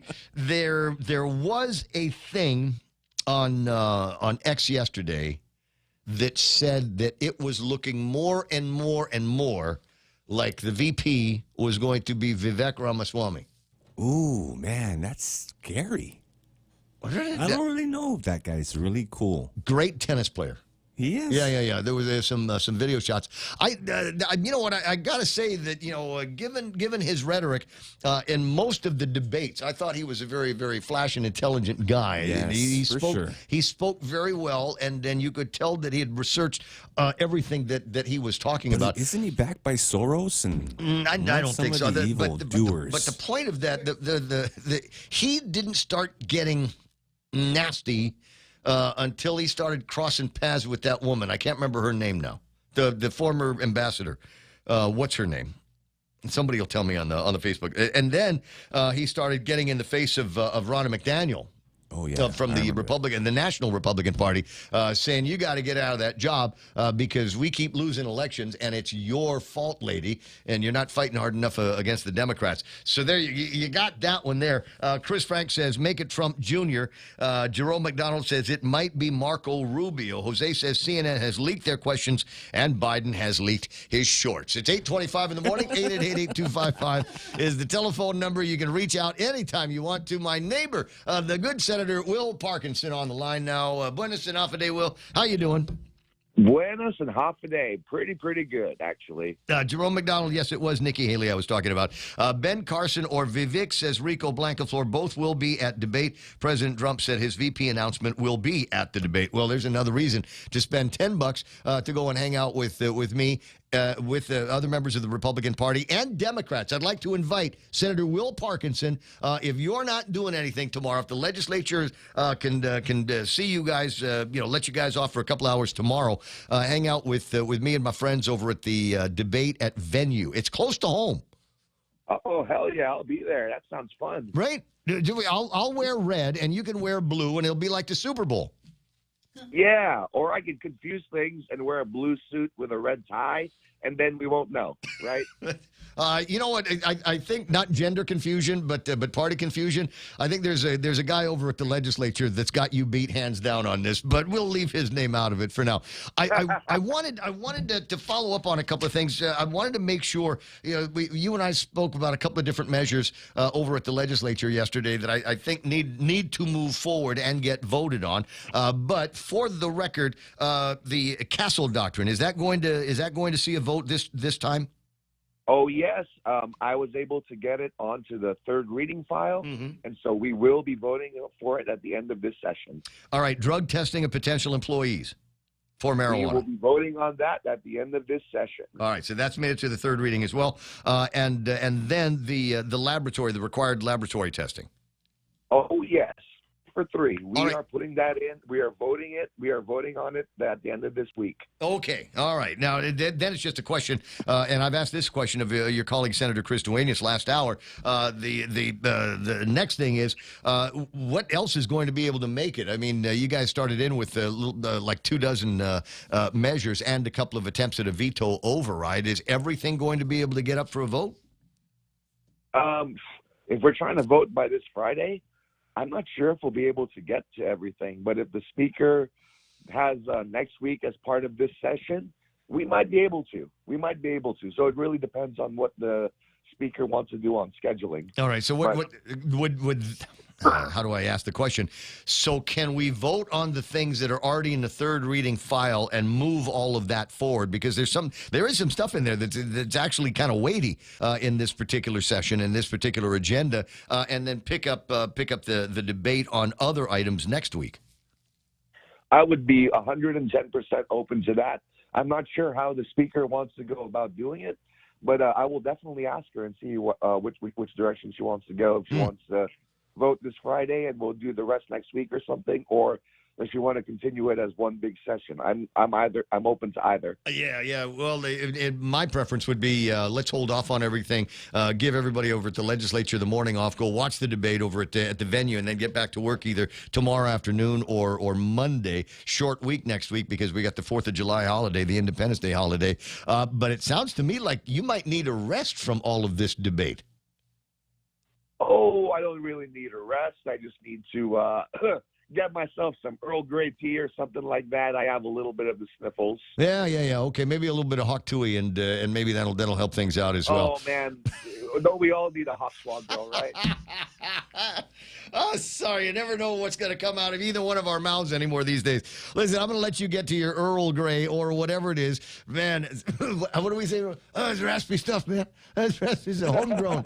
It's some homegrown, right? I'm going to let you get back to some rest here. Grab a lozenge. I'll see you soon. We will see you soon. We'll see you at the debate. Yeah, definitely. 10:30 tomorrow morning. That's when my weekend gets started with the debate over at the venue. Looking forward to seeing you. All right, we'll see you there. Bye-bye. Bottom of the hour, Donna D with the last big look at news and headlines, celebrity birthdays, and special events and more on the way as the Ray Gibson Show continues. This summer, don't miss out on a hot opportunity. Save big when you upgrade to Docomo Pacific's Business Unlimited Max. Say goodbye to hefty fees and enjoy free roaming in the U.S., Japan, South Korea, and the Philippines. But that's not all. From now until August 31st, save up to $20 a month on payments. A whopping $600 in overall savings. Plus, receive $150 towards mobile accessories. Some conditions apply. Call 688-2677 to upgrade and maximize your benefits this summer. You know, life shouldn't be this hard for those who live here. That's why I have a vision for lower prices on airfare, more affordable housing, better health care, and moving veteran services from Hawaii to Guam. I will cut through the red tape and get Guam a role in the economic expansion in the Asian Pacific. With more federal support for infrastructure, a 100% screen to stop illegal drugs, and new high-paying jobs, we can turn Guam's unique position into lasting prosperity. I'm Ginger Cruz. I approve this ad, and I humbly ask for your vote.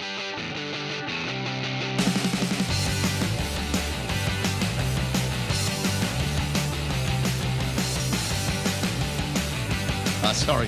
One of the things, special events is HIV testing day.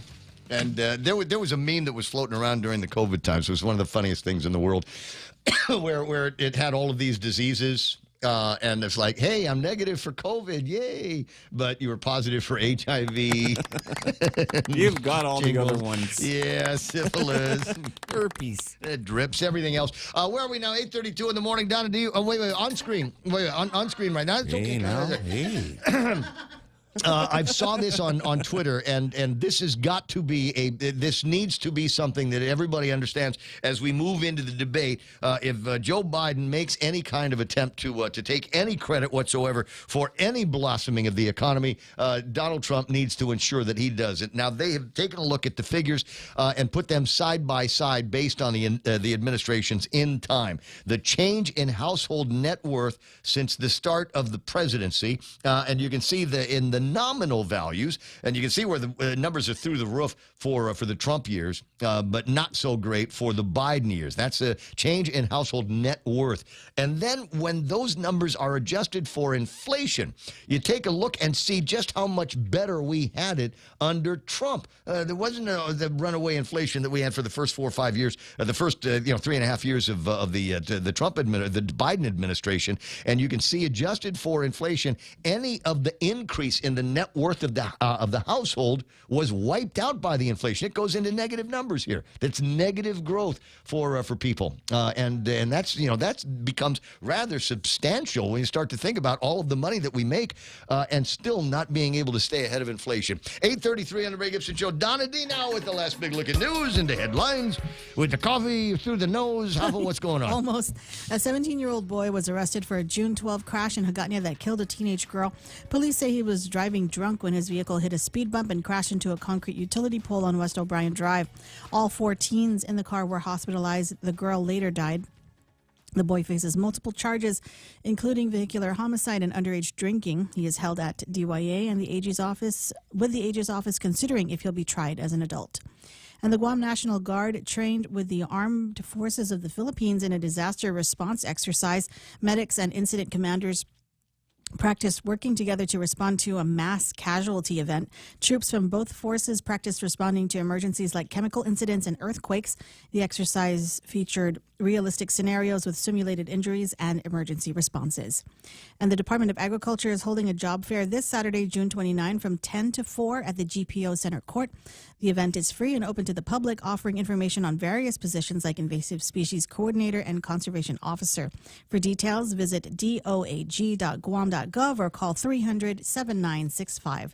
And that was your last look at local headlines on The Point. Now back to Ray. So which job has the dog? Huh? What do you mean the dog? Animal control. No. Not an animal dog control. That smells of snakes. And... No, because I had a friend. That was working for the agriculture, and she was part of one of these intervention programs to go and find all these invasive species, and did some training with a dog.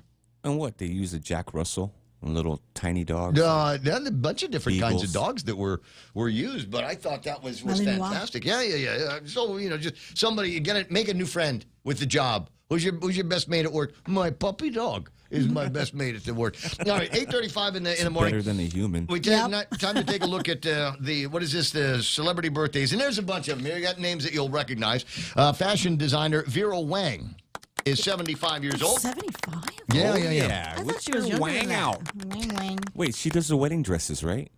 She does. Yeah, she does. Poor girl. I'm sorry. I would not know. I would not know. All right, can't design. Whiter writer, producer, and director J.J. Abrams is 58 years old. Wait, what do you write? I know the name. Didn't it like all the adventure movies? Abrams. They're like action movies, right? I don't recall. It sounds familiar, though. It sounds familiar. I just can't place it. Well, I mean, it's easy. You've got a computer in there, right? Oh, that's right. Yeah, you can just Google it. That's technology. Yeah, just Abrams. J.J. Abrams, and find out what movies he's responsible for. Maybe Tobey Maguire. And maybe Tobey Maguire was in one of his movies. Tobey Maguire is 49 years old. You remember when Tobey Maguire was here with Leo? He was Leonardo a little DiCaprio? kid. Now he's an old man. Yeah. He is. Wait, how 49? 49. Tobey Maguire, 49 years old. Let himself go. Reality TV star Khloe Kardashian is 40. Is that Joe's favorite? No. I get them confused. Yes. Chloe? Is that the picture I sent you yesterday? No, Chloe's not. That's OJ's daughter. Where? The picture I sent you yesterday? No, the one yesterday, that was not Kylie. Kendall. That was Kendall. Okay. But Courtney's so my she's favorite. not. Oh, Courtney. So she's Yeah. not a Sorry, they all Kardashian? have- She is, but people Kendall. say that that's OJ's daughter. I Why? thought, but she's got Jenner last name. That's right. I'm all confused now. Yeah, so Okay. are we. I don't know. Okay, fine. I'll just leave that there for the gossip, guys. Drake Bell from Drake and Josh is 38 years old, and Chandler Riggs. And I'm glad they gave me the description on this because otherwise I would have no idea who this is. Carl Grimes on The Walking Dead. Chandler Nice. Chandler Riggs is 25 years old. Carl. Is it? Carl. Carl Grimes. You know him? Isn't he the sheriff? But not at 25. Oh, okay. Oh. No, that's the got to kid, be the kid. older than that. That's the sheriff's kid. The sheriff's kid. Yeah. Not OJ's Who kid. was a little boy. No, not OJ's kid. I'm all turned around here. Hold on, what is that? 88255. That's it's Michelle. She's trying to get through on the phone. Oh, I thought you were calling. Or why are you calling? No, that's okay. All right, if you're looking for something to celebrate today, it's Decide to Be Married Day. I'm assuming this is for all of the people that are actually married, and a reminder that might be the hardest thing that you'll ever have to do in your life, and requires you on a daily basis to recommit, even though there's no priest there or anything like that. Decide to be married. It's Bingo Day. Bingo. INGO, and Bingo was her name. Oh, I like Bingo, but I don't think that I am old. Well, I know I'm old enough to start going and hanging out over at the bingo places, but I'm not crazy about the aesthetic, of the bingo places. They need to make it Because it's sexy. just a bunch of tables. And It's not sexy. I want it needs more clubby. It needs to feel clubby. A DJ? It should be like That's a DJ. That's too noisy for the olds. And no, everything's on a screen. You don't Dranks. even the part where you've got the guy saying, under the B5, under the, I, whatever the numbers are. You don't need a guy doing that anymore because bingo's all automated anyway, right? And so you get the guy, calls the ball, looks at the number, maybe he's going to say it, and then you put it into the slot, and a light will light up. And that's all you need to look at. You don't necessarily need to be able to hear everything. You just need to be able to see the big bingo screen and then do the marking on the deal. Yeah. I want to try one time. I've never been. Oh, to we bingo. totally should. There should be a Ray Gibson show. There should be a point field bingo trip? night. Yeah, a bingo night. And maybe because the other thing is you got to pay for the sheets. You got to buy It's your book of expensive. sheets. Might be, but if you do it right, you can make a lot of money. I use the machine. But I will also tell you this about bingo, having been the guy that not once but twice executive producer of Bingo Bonanza shows on Guam. The house will always win. It will favor the house, and so when they tell you if you get this many numbers or you get the bingo in this many numbers, then you get that much money. It's all science. They've gotten it figured out. They've got actuarial tables. They know about how many numbers need to get called in order to get to make a letter X or blackout bingo or something like that. They've already know all of that stuff. In fact, they already know whether you've got a winning card or not based on the numbers that are being called. Because every time you call a number, somebody is getting kicked out of the pool. And finally, you come down to just a handful of people that might actually have winning bingo cards. That's why I love it so much. It's just crazy fun. Bomb Pop Day, I don't know what that is. Handshake Day, okay. HIV Testing Day, Ice Cream Cake Day, Cold Stone Creamery, the ultimate ice cream experience. Onion Day. Well, if they're fried. Well, I was looking on Instagram the other day and found a hottie, and she was describing herself, and she says, I don't like onions, but I love onion rings. And I'm going, that's her. That's the one. Yeah? That describes me to an absolute T. I am that guy that doesn't like regular onions, but I love onion rings. Does it make any kind of sense? Maybe. I don't know. Orange Blossom Day, PTSD Day, and Sunglasses Day. And there's a recent picture of me wearing a girl's sunglasses on the Facebook, and that's all I'm going to say about that. That's it for you, Donna D. Yay. All right, have a fantastic day. Tomorrow is training day. Yeah. You got that? Tomorrow's training day. Norman and Alista going to be hanging out with us. Ooh, Norman. Norman is going to be doing news. for the radio station while Donna's off in Vienna. That's Vienna calling. Be fun, Norman. It's going to be crazy fun. And we're all going to dress up. Food, Norman. We're all going to dress up. Yeah. And I will be surrounded by bald people. Okay. That's right. I like it. 8:41. Between Norman and Jerry Roberts and Real Joe, I will be the only one here with hair. Long. And longer. Flowing hair. Yes. Yeah, but I don't know. Look at the hairline these days. Not so much, right? Liz, I'm going to let you go. 8:42. Michelle's on the line, right? She is. All right. It's ladies and gentlemen, it is the art correspondent for the Ray Gibson Show, Michelle Peer. Our favorite girl artist, favorite guy artist is Ron Castro. Good to have you online, Michelle.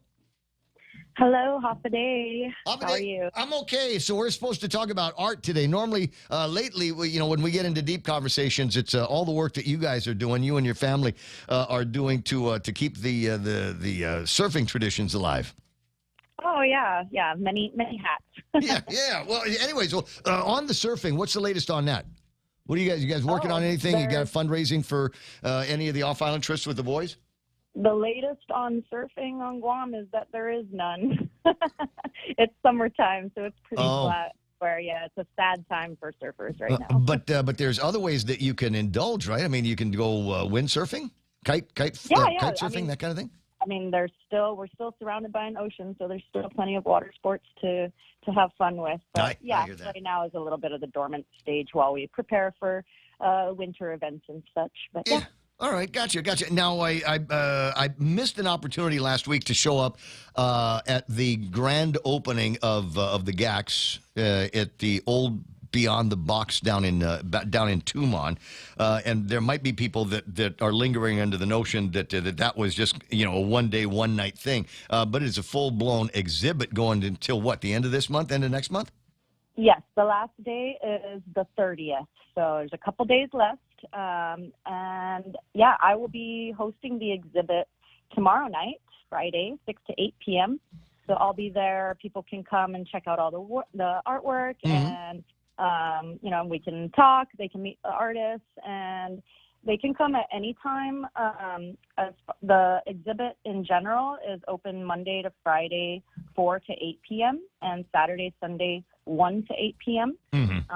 But yes, they can come hang out with me from 6 to 8 p.m. tomorrow night. The hours are absolutely perfect. So, it's like you can go and check out the GAX and then go get a bite to eat someplace, within steps of the exhibits. Likewise, the other direction, you go look at the exhibit and then you can go and grab something to eat or eat first and then go to the exhibits. You can plan out your evening just like that. Now, what's the big deal for you tomorrow is you're the artist to meet for tomorrow. Yes, so they're giving the artists different opportunities to host the exhibit, and tomorrow's my spot. So I have 4 pieces that I'm showing and also available for sale in the exhibit. But yes, there's plenty of artwork to see.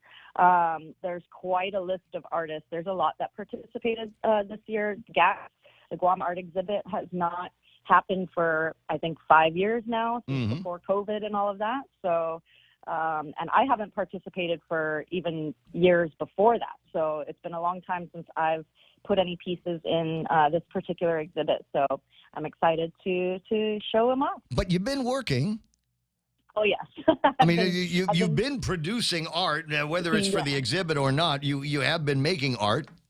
That's part of the reason why I haven't participated in many exhibits over the years, because I've been so busy just doing commission projects and just different unique things that are kind of a little off the wall. And one of the commission projects is hanging in a pride of place in my house. And when I've got people over, they're always looking at it saying, what's so symbolic about that? And basically the answer was with very little information, Michelle was actually able to capture what I consider to be one of my favorite views of all time on Guam, and that is sunset over at Dunkus Beach over by the Jimmy D's Beach Bar. It's a place where I like to go and commune with my father when I can. He's been gone for a couple of years now, and whenever I'm down there, I remember times where he and I would be over at the balcony at his house watching the incredible sunsets and seeing just a little bit of a Lupat Island over there. So very, very sentimental to me. And if you'd like to get commission a piece of art for yourself, Michelle, very happy to get into that gig. Absolutely. My project list is a little crazy right now. So if you want to get in the queue for later this year, right now it's kind of a few months out as far as waiting lists and things like that go. But yes, more than happy to help bring your vision to life. I appreciate that you were open to the creative process and allowed me the freedom to come up with something cool for you. It's very, very cool. Very, very cool. And it's an heirloom. It'll be in the family forever. 8:47 in the morning. Her name is Michelle Peer. You've heard her on the air with me on many occasions, and an opportunity to meet her. Again, that's tomorrow night. What are your hours at the GAX? I'll be there from 6 to 8 p.m. I'll actually probably be there a little earlier. The exhibit opens at 4, so I'll try to get there around that time, but my actual hosting time is 6 to 8. Okay, gotcha. So we might be able to see you over at Mosa's then before. Possibly. There's always the possibility of something like that. Is there a place on the web that you can send somebody, one of these artist websites that people can go to so they get an idea of the kind of art that you're doing, if not the actual art pieces that are going to be on display?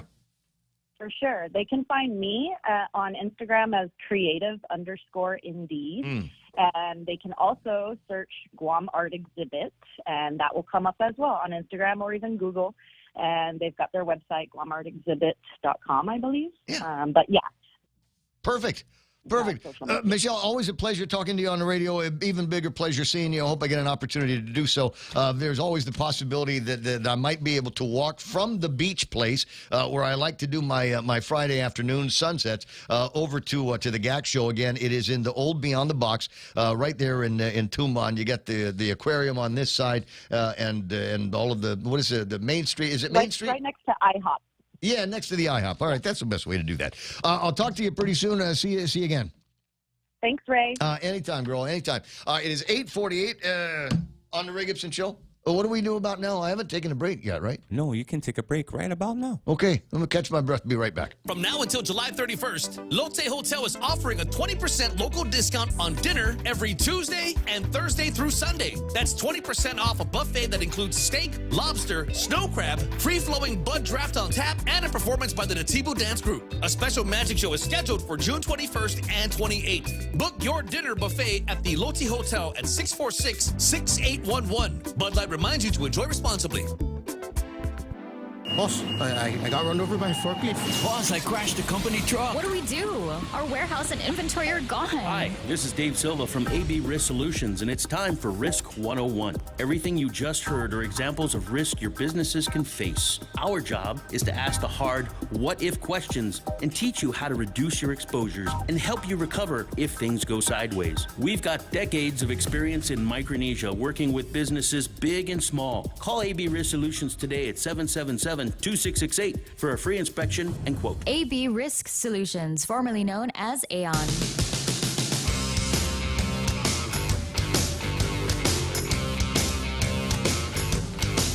Yeah, I don't know what's going on. Meme Machine. I'm waiting on stuff here. I got the Peter Santos. Peter Santos sent me something, and the what I've got on the Meme Machine here says, "Waiting for this message. This may take a while." And the thing is now, nobody's got time to wait nowadays. Well, I don't know if it'll ever come up. What? That's the thing. Is it may take a while, or it like everything else that is done at it, or it may just never show up here. Who owns that outfit? What's that? What's Zuckerberg's? Oh man, that guy. Yeah, that guy. Maybe typical. It's down on Guam or something like that.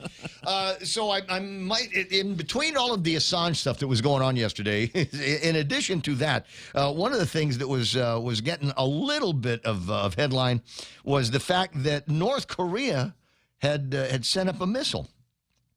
Now, the JIC, the Guam Information Center, later came out with the usual announcement that there's no threat to Guam or the Northern Mariana Islands, et cetera, et cetera. But this came out, and I don't normally get something like this, but it was in my email, a note from the paycom.mil. And it says, U.S. Indo-PACOM statement on DPRK missile launch. And I'm going, well, that's different. I don't ever recall on the many times that North Korea has launched missiles. I don't ever recall getting word from the Indo-PACOM about it. I wonder if this is a new wrinkle. We are aware. it says, of the DPRK's ballistic missile launch and are consulting closely with the Republic of Korea and Japan, as well as other regional allies and partners. The United States condemns these actions and calls on the DPRK to refrain from further unlawful and destabilizing acts.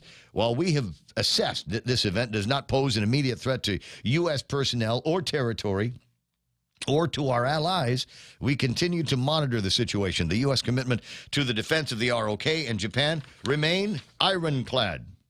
Oh! I like that one. Yeah. So, ironclad. Ironclad.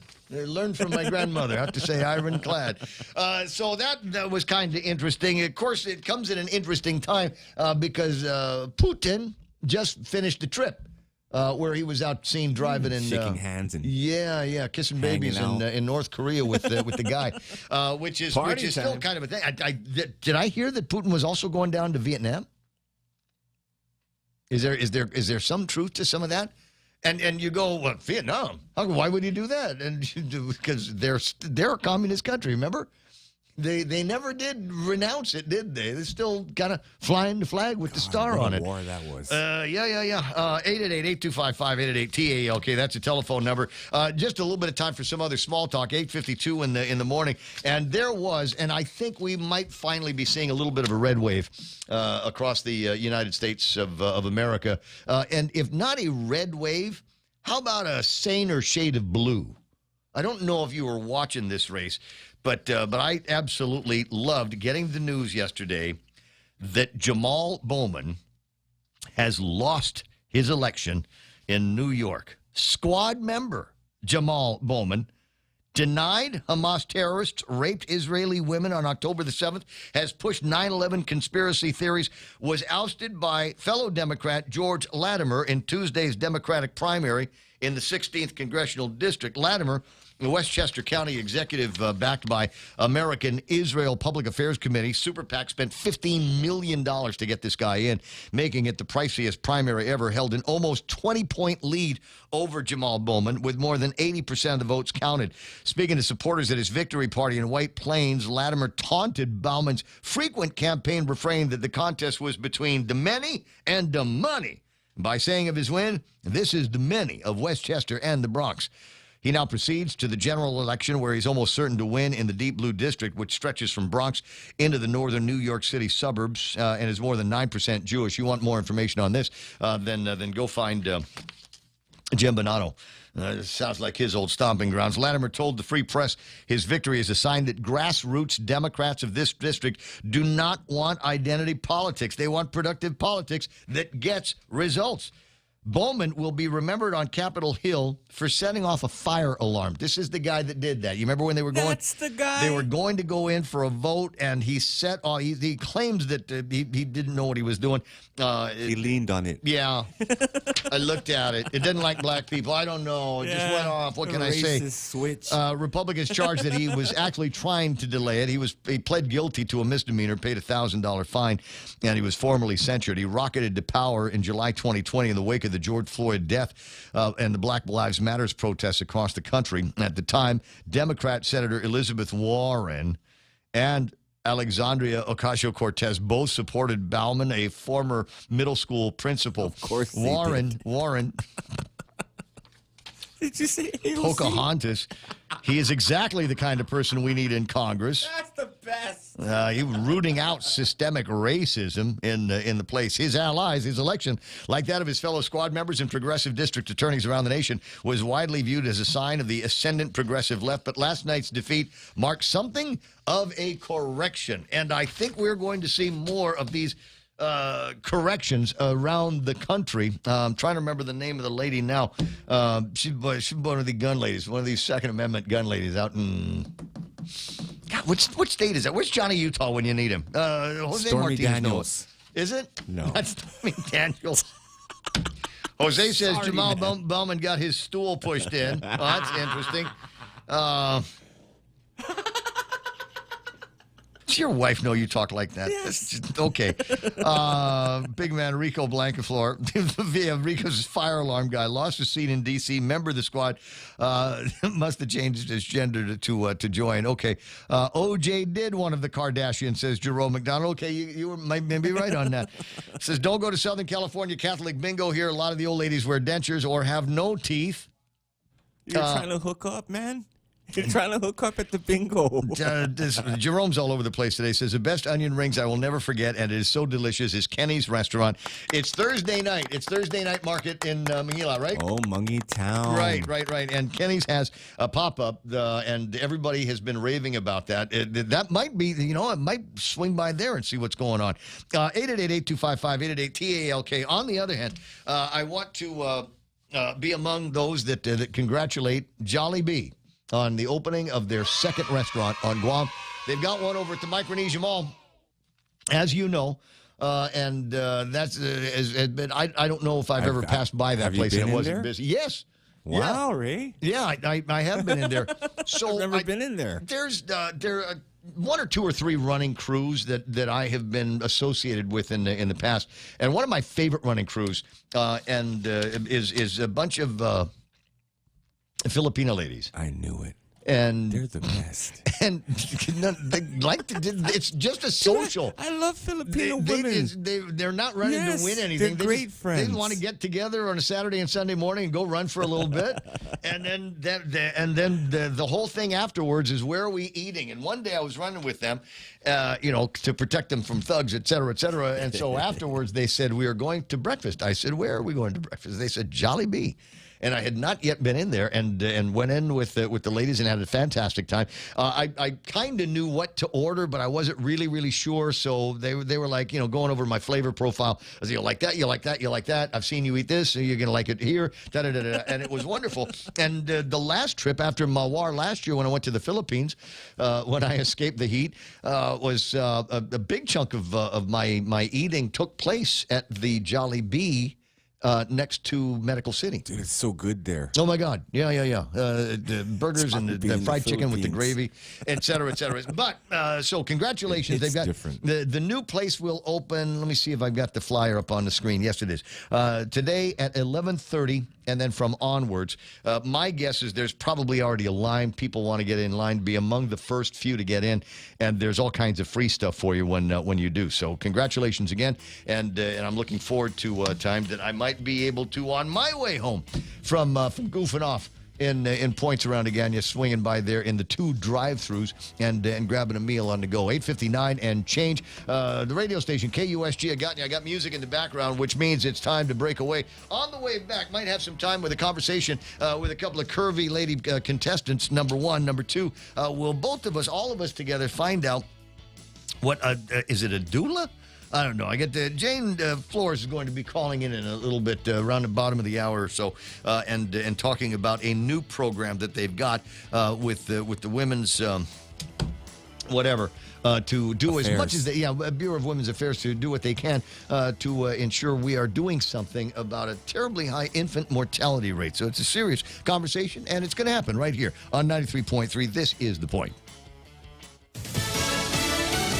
A hint on a ruling. I'm Lisa Lacera, Fox News. The Supreme Court posting a document related to an expected ruling on emergency abortions in Idaho. Bloomberg News did capture the document. It appears to show that the court will not actually rule on the merits of the case, but send it back to a lower court for now. Now, big if, that winds up mirroring the actual opinion, it avoids a ruling on a major hot topic in an election year, but gives the Biden administration a temporary win on procedural grounds because it will broaden access to emergency abortion, at least in the short term. Fox's Shannon Bream. The Supreme Court has sided with the Biden administration in a dispute with Republican-led states over how far the government can go to combat controversial social media posts on topics including COVID-19. The justices threw out a lower court ruling that favored Louisiana, Mississippi, and others in their claims that Democrats leaned on social media platforms to squash conservative viewpoints.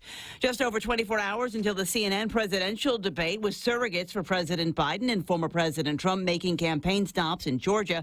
Former President Trump called into an Atlanta barbershop. Well, as you know, I cut taxes and regulations more than any other president. We had the biggest tax cut a big agreement in the Reagan tax cuts, and I also cut regulations far more than any other president. Florida Republican Byron Donalds moderated the event. He's believed to be on the short list for Trump's vice presidential pick. Biden campaign surrogate spoke at Georgia's state capitol, where former Republican Congressman Adam Kinzinger announced he's endorsing President Biden. The president's been prepping for the debate at Camp David this week.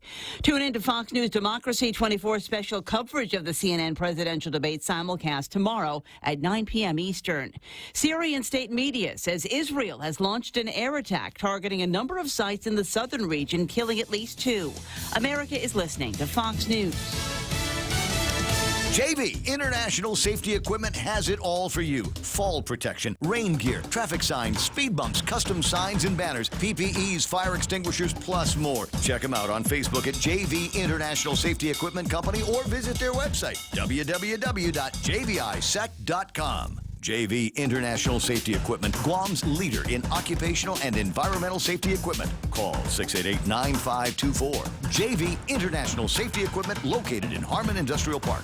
This summer, don't miss out on a hot opportunity. Save big when you upgrade to Docomo Pacific's Business Unlimited Max. Say goodbye to hefty fees and enjoy free roaming in the U.S., Japan, South Korea, and the Philippines. But that's not all. From now until August 31st, save up to $20 a month on payments. A whopping $600 in overall savings. Plus, receive $150 towards mobile accessories. Some conditions apply. Call 688-2677 to upgrade and maximize your benefits this summer. Karen Reed, the Massachusetts woman accused of running down her boyfriend, will resume deliberations tomorrow. This is a murder trial. Reed is facing charges of second-degree murder, manslaughter while driving under the influence, and leaving the scene of a collision causing injury and death. Prosecutors say that Karen Reed hit her boyfriend, 46-year-old Boston police officer John O'Keefe, with her SUV after a night out drinking, leaving him to die in a blizzard on January 29, 2022. In closing arguments and throughout the trial, they tried to use Reed's own words against her, including rage-filled voicemails left for O'Keefe after she allegedly ran him down, and her own panicked statements to first responders who claimed she said, "I hit him." Prosecutors also addressed the offensive texts that were sent by lead investigator Trooper Michael Proctor, who referred to Reed as a whack job, and far, far worse. Fox's Molly Line. A new special to honor singer-songwriter Toby Keith is coming later this summer. NBC will air the musical special titled Toby Keith, American Icon, in late summer. I love this bar. Keith, whose hits include I Love This Bar, Should Have Been a Cowboy, and Red Solo Cup, died at the age of 62 in February after a battle with stomach cancer. The 2-hour special will feature covers and original songs performed by Lainey Wilson, Jelly Roll, Luke Bryan, Eric Church, Ashley McBride, Carrie Underwood, The War and Treaty, and more. Tickets for this live event at Nashville's Bridgestone Arena are on sale Friday. The special airs on NBC August 28th at 9 Eastern. Michelle Polino, Fox News. The union that represents most behind-the-scenes film and television crews has reached a tentative 3-year deal with studios for about 50,000 of its members, likely ending the possibility of a strike after a year of labor turmoil in Hollywood. I'm Lisa Lacera, and this is Fox News.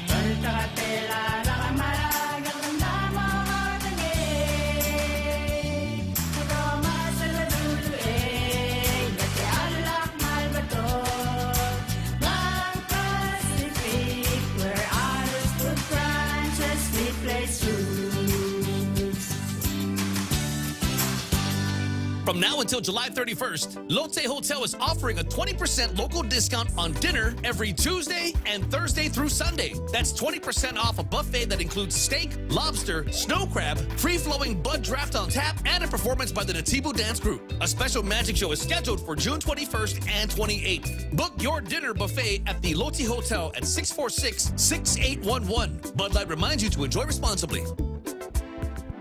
You know, life shouldn't be this hard for those who live here. That's why I have a vision for lower prices on airfare, more affordable housing, better health care, and moving veteran services from Hawaii to Guam. I will cut through the red tape and get Guam a role in the economic expansion in the Asian Pacific. With more federal support for infrastructure, a 100% screen to stop illegal drugs, and new high-paying jobs, we can turn Guam's unique position into lasting prosperity. I'm Ginger Cruz. I approve this ad, and I humbly ask for your vote. 6 after 9 o'clock in the morning. Ray Gibson Show brought to you by APL American President Lines. Food drive, cost you less this Saturday. Get some stuff for you and your 4th of July celebration, and get some for the VFW so they can have a knockdown, drag-out good time at their 4th of July celebration at the Joseph Flores Memorial Park. You want details? Like I said, cost you less starting about 9 o'clock in the morning on Saturday. Just look for the table that says APL on it. Also, the portions of the program brought to you by Island Cancer Center. Our family treating your family.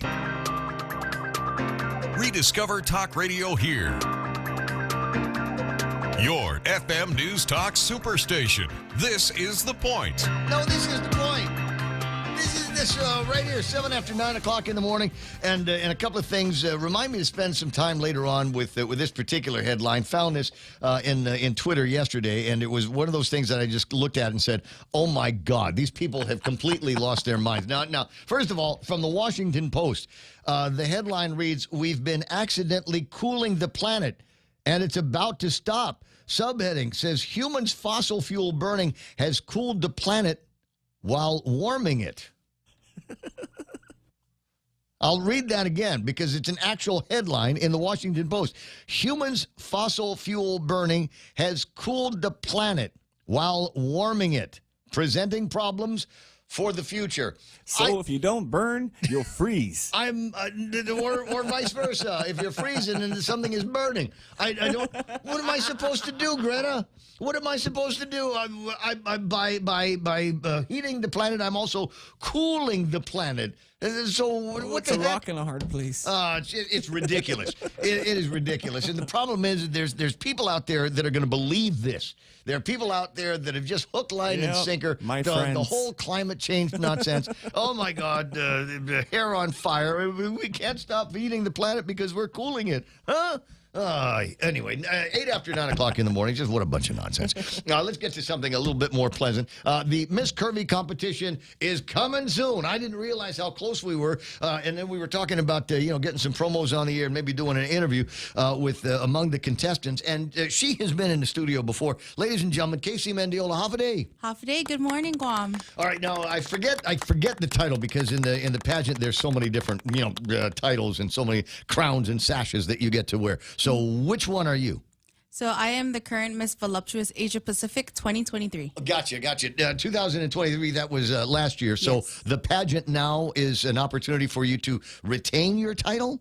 No, so this pageant now that we're having on Guam is to find new recruits to be new delegates to represent us off island. Okay, so you're the current crown holder, though. Yes. I keep things like it's a battle. We're going to get in there, and if you can beat Casey, then you can be the next Asia Pacific. Yeah. All right, so current title holder. So we got a pageant coming up. So tell me about your adventure, and like I said, this is not the first time that you've been in the studio, and you've traveled far and wide. Yes. Not just winning the local pageants, but also competing in the States. Yes, so I started off competing with Miss Voluptuous pageants in Tennessee in 2022.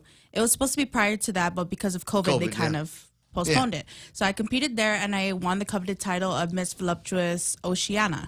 Now, when I competed again the second year with Jasmine Taitano, who was now who was the Miss Voluptuous Guam, I was competing as Oceania and won the coveted title that I have now of Asia Pacific. Right. Yes. Okay, guys. So, are you going to compete anymore, though? I mean, or are you going? I don't know what the future has to hold. I've worn the crown already. So, the pageant is going to be taking place Friday. Yes, Friday, July 5th. Doors will open at 6 to get your seats, but the show officially starts at 7 p.m. Where's it at? It is at the ULG Fine Arts Theater. Nice. Okay. There's connections all over the place and different people that have been a part of this for a long, long time.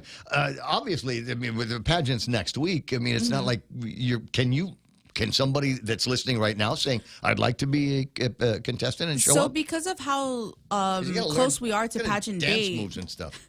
As close as we have to pageant date, for the Guam Curve, we currently have stopped applications. But if you are interested still, Janae and Kevin have been working on a new project called Miss and Miss Guahan. That will be happening later this year. There's a kind of inclusivity that these guys have done. In fact, the only pageant that because they're involved in everything. But I keep telling Janae, I said one of these days we're going to do the short girl pageant. She mentioned something like that, something called Pacific Star or Star something. The details haven't gotten back to me yet, but it's just still needs a little work. Guam we've got all kinds of different standards of beauty that apply here on Guam. We really do, and I can't tell you, how many. And Real Joe and I have the women in our lives that are like that is just absolutely beautiful, but they're short and they've got these mean tempers because they're so short, angry. and Very angry. and they can't be in any pageants. So I figured if we had a short girl competition, maybe they'd be nicer to us. I think so. For purely selfish reasons, correct? We've had some certain exclusive for different sizes. Yeah. Where Janae and Kevin are now working on promoting the plus size era. So I'm pretty sure with their bright minds, they'll think of something. Of another thing. Maybe. You talk about plus sizes, and I love the word that you use, voluptuous, and just kind of appeals to kind of a curvy mindset. But are there standards? I mean, when you come into a pageant like this, is there a minimum weight that you have to achieve? So we don't go by weight. We just go by, let's go say, clothing sizes. XL or up, large. Maybe there as well, maybe slipping in. Yeah. So we want to start off there. Age is nothing but a number, right? So you hear the Miss Texas pageant is going on. There's a contestant in there. She is the oldest person to ever run as a contestant, not just in that pageant, but in the entire Miss USA pageant. Wow. In the history, she's 71 years old. Wow, good for her. Yeah. And it means what we're doing is actually making an impact, not just for plus size, but for women of all ages. Yeah, and so the criteria for the USA pageant kind of wide open, and so I was talking with Jerry Roberts about doing an extra point on that, and he did, and basically it's asking the question that I think everybody needs to ask themselves is, what's your excuse? What's holding you up from participating, and not just in a pageant, but in life? Exactly. What's holding you up from doing something? Yeah, exactly. So this is what we wanted to do. One of the main points of having these pageants is to not only promote diversity and inclusivity with different size models, but more so build self-esteem. Yeah. So when it stems from that, this is like a practice run. This is like to get your feet wet, and then you can also apply this to your career, to your livelihood, to your family, how you carry yourself.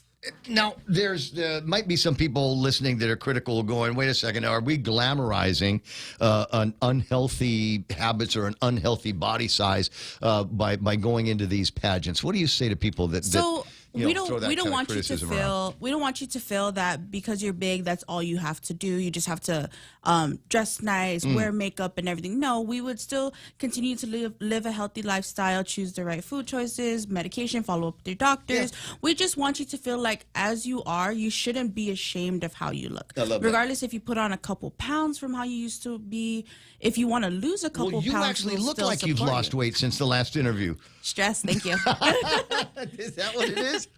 But I've got to imagine, it's a pageant like all the other pageants. Yeah, swimsuit portion, an evening gown portion. I'm sure there's a dance number. So for that's a lot of exercise. For Miss Guam Curve, we have an opening number, native outfit, evening gown, and a Q&A segment. Okay. For them to showcase that night.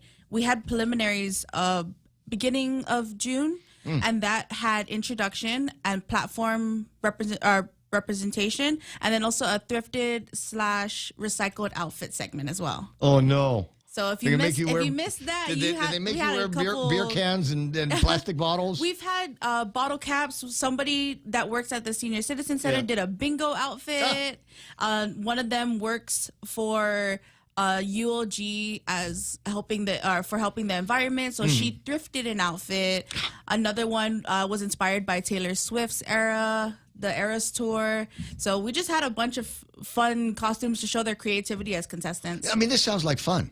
It is. It's so much fun. And that's why we come on the radio shows. We get our flyers out on social media to show people that we're not just glamour. We're not just this. We want you to show off yourself and how you are. Yeah. So a great opportunity to project the inner personality. Yes. Because some people, they might, they judge the book by the cover. Yes, exactly. But Like unless you got pageant, Miss Congeniality or Miss Universe or everything. Yep. And we want to see that, yes, there is a competition within it, but at the same time, you're building your connections, you're building your sisterhood of your pageant-wise. And like I said, you can apply what you learn here in your life.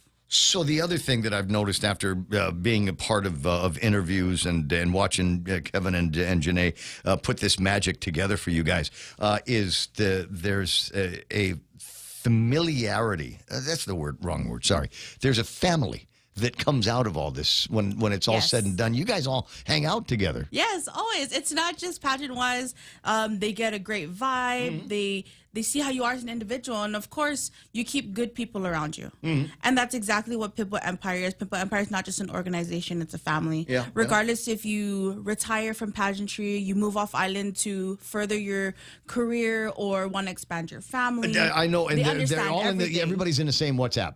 Everybody is still in the same WhatsApp, even some of the original contestants that have moved off island. It really is a fantastic time. Now, are you guys going to be doing anything else to build some publicity and awareness between like today and the pageant? Not too sure what Kevin and Janae have planned, but we just stay on our toes. He just walked in.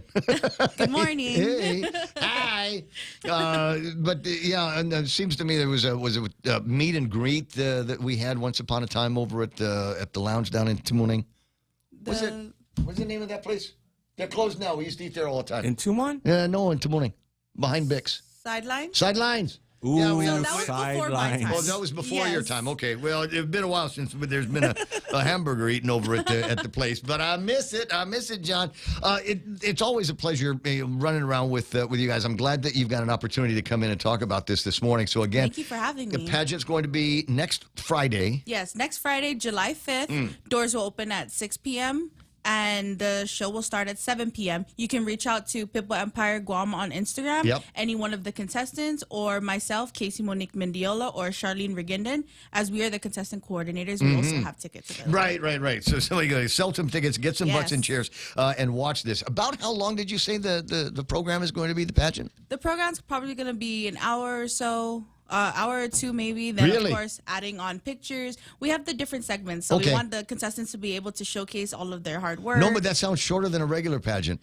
So we don't have to make this. So we only have 4 contestants for this one. As I can tell, Kevin put the agenda together. You don't want to be here all night.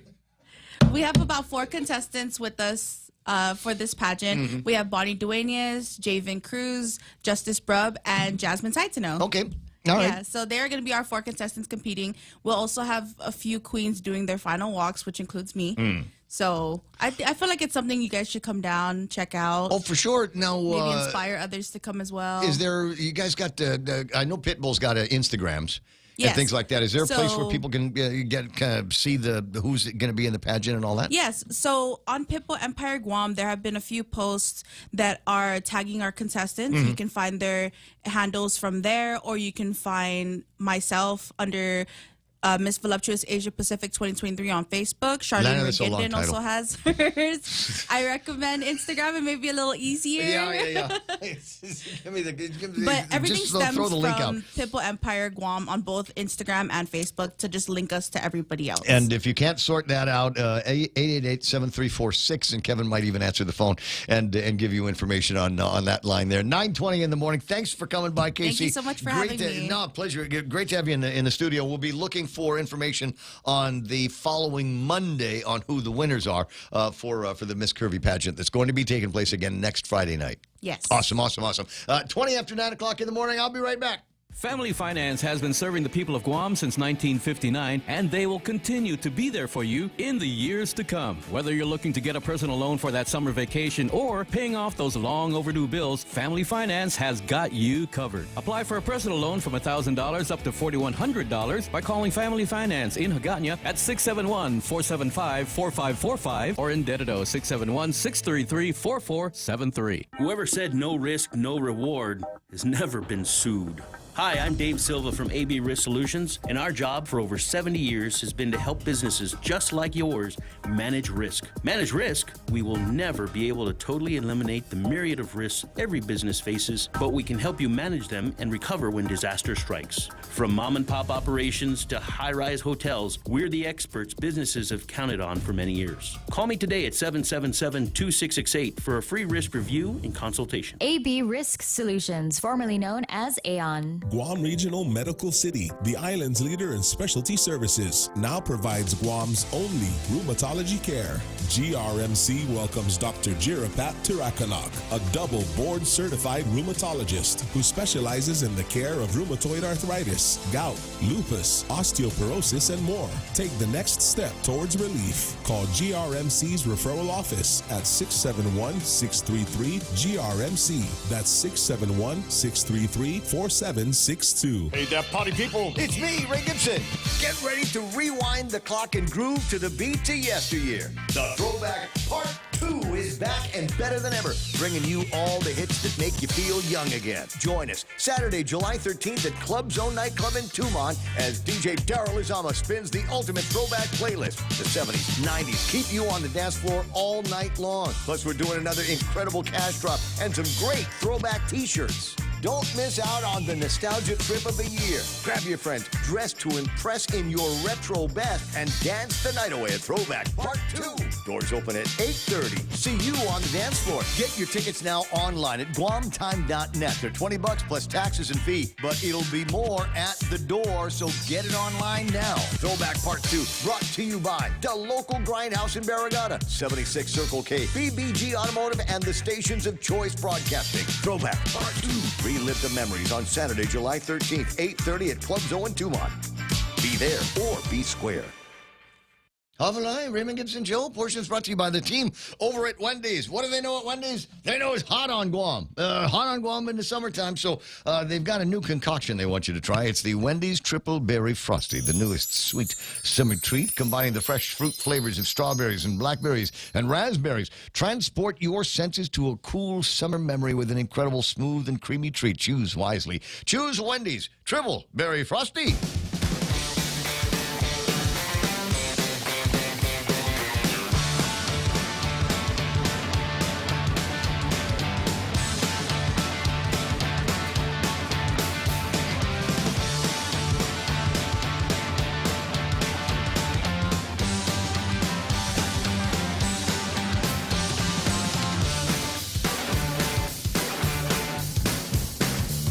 Okay, Janae's online says, might be a little bit more than an hour. Might be a little bit more than an hour. Expect a time investment to be made at the pageant. 888-8255 is my telephone number. And there were a couple other topics that I wanted to bring up before next batch of calls and guests come in. And that is the changes that we are experiencing in the cost of virtually everything. And, you know, one of the things that we think we're going to see at the debate is a conversation about the cost of living in the United States of America, inflation and that kind of thing. And, you know, I think, call it Bidenflation because it didn't exist until Joe Biden was the president of the United States of America. Now, they're going to try to make a distinction. This is my understanding of some of the tactical thinking that's going to go into the debate, is they believe that Trump will blame the economic morass on Joe Biden. Now, Joe Biden, and in fact, all of the Democrats in Washington, D.C., say, hey, we didn't have anything to do with that, man. You know what it is? Greedy business. The big businesses out there, they don't care about the people. All they want to do is make a profit. That's all they want to do. You know, I'm looking at the graph here, and you can see where the changes were, the northward growth for homes and their household net worth during the Trump years. And we're doing really good. And then the Biden years come along, and they're not doing a whole lot better. In fact, in most cases, worse than what we were seeing in the Trump years. But when we adjust for inflation, that net worth for most American families is a negative number. You might have a few more dollars floating around, but they aren't as valuable as they were during the Trump years. So the Trump years, you had a good, stable, powerful dollar and decent incomes. And now, even as the incomes are rising, the spending power of those dollars keeps going down. And as I said, I believe that has everything to do with just a misunderstanding in this administration about supply and demand and how the real world works, where your product is not necessarily influence, it's actual goods and services. And the idea that we don't need to bend over for anybody, and if the Saudis or whoever wants to raise their prices for oil, that's okay. We'll just keep eating our own. We will keep making our own oil. And there was a time where they were the numbers on oil had gotten into the negatives. We had so much of it, they were actually paying people to be able to store the excess of oil that we had once upon a time. But it feels like those days are long gone.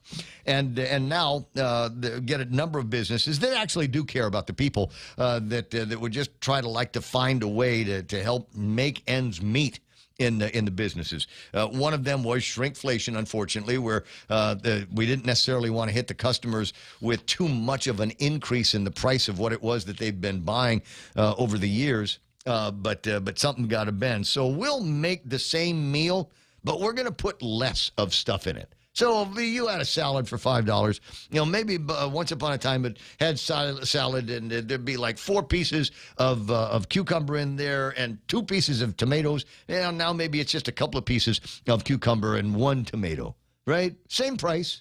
We'll throw in a little bit more of the lettucey stuff because it's cheap. Maybe we'll give you an extra packet of the dressing. Ooh, croutons. Put croutons on it. You can use stale bread and make croutons out of it. And I think that's what croutons actually means in French is stale bread, right? Jose, I'm asking you, buddy. Yes, Jerome says, of course, companies make profits. That sounds like the worst salad ever. In order to stay in business and to stop from laying off the employees. Yeah, that's what. So I'm waiting for, and maybe that ought to be a thing, is every time Joe Biden blames the economy on greedy businessmen and women, we ought to take a shot. We'll see how that plays out tomorrow. McDonald's, as a matter of fact, has made some changes. Story from Axios. The summer of food deals has a magic number. $5 value meal. The fast food industry's latest push to get consumers back, because you've seen the prices in the drive-thrus and you're going, ooh, maybe I'm going to make that my own self. I can whip that up at the house for a whole lot less. Restaurant chains, including McDonald's, Burger King, Starbucks, are promoting affordability as consumers trade down to eat at home.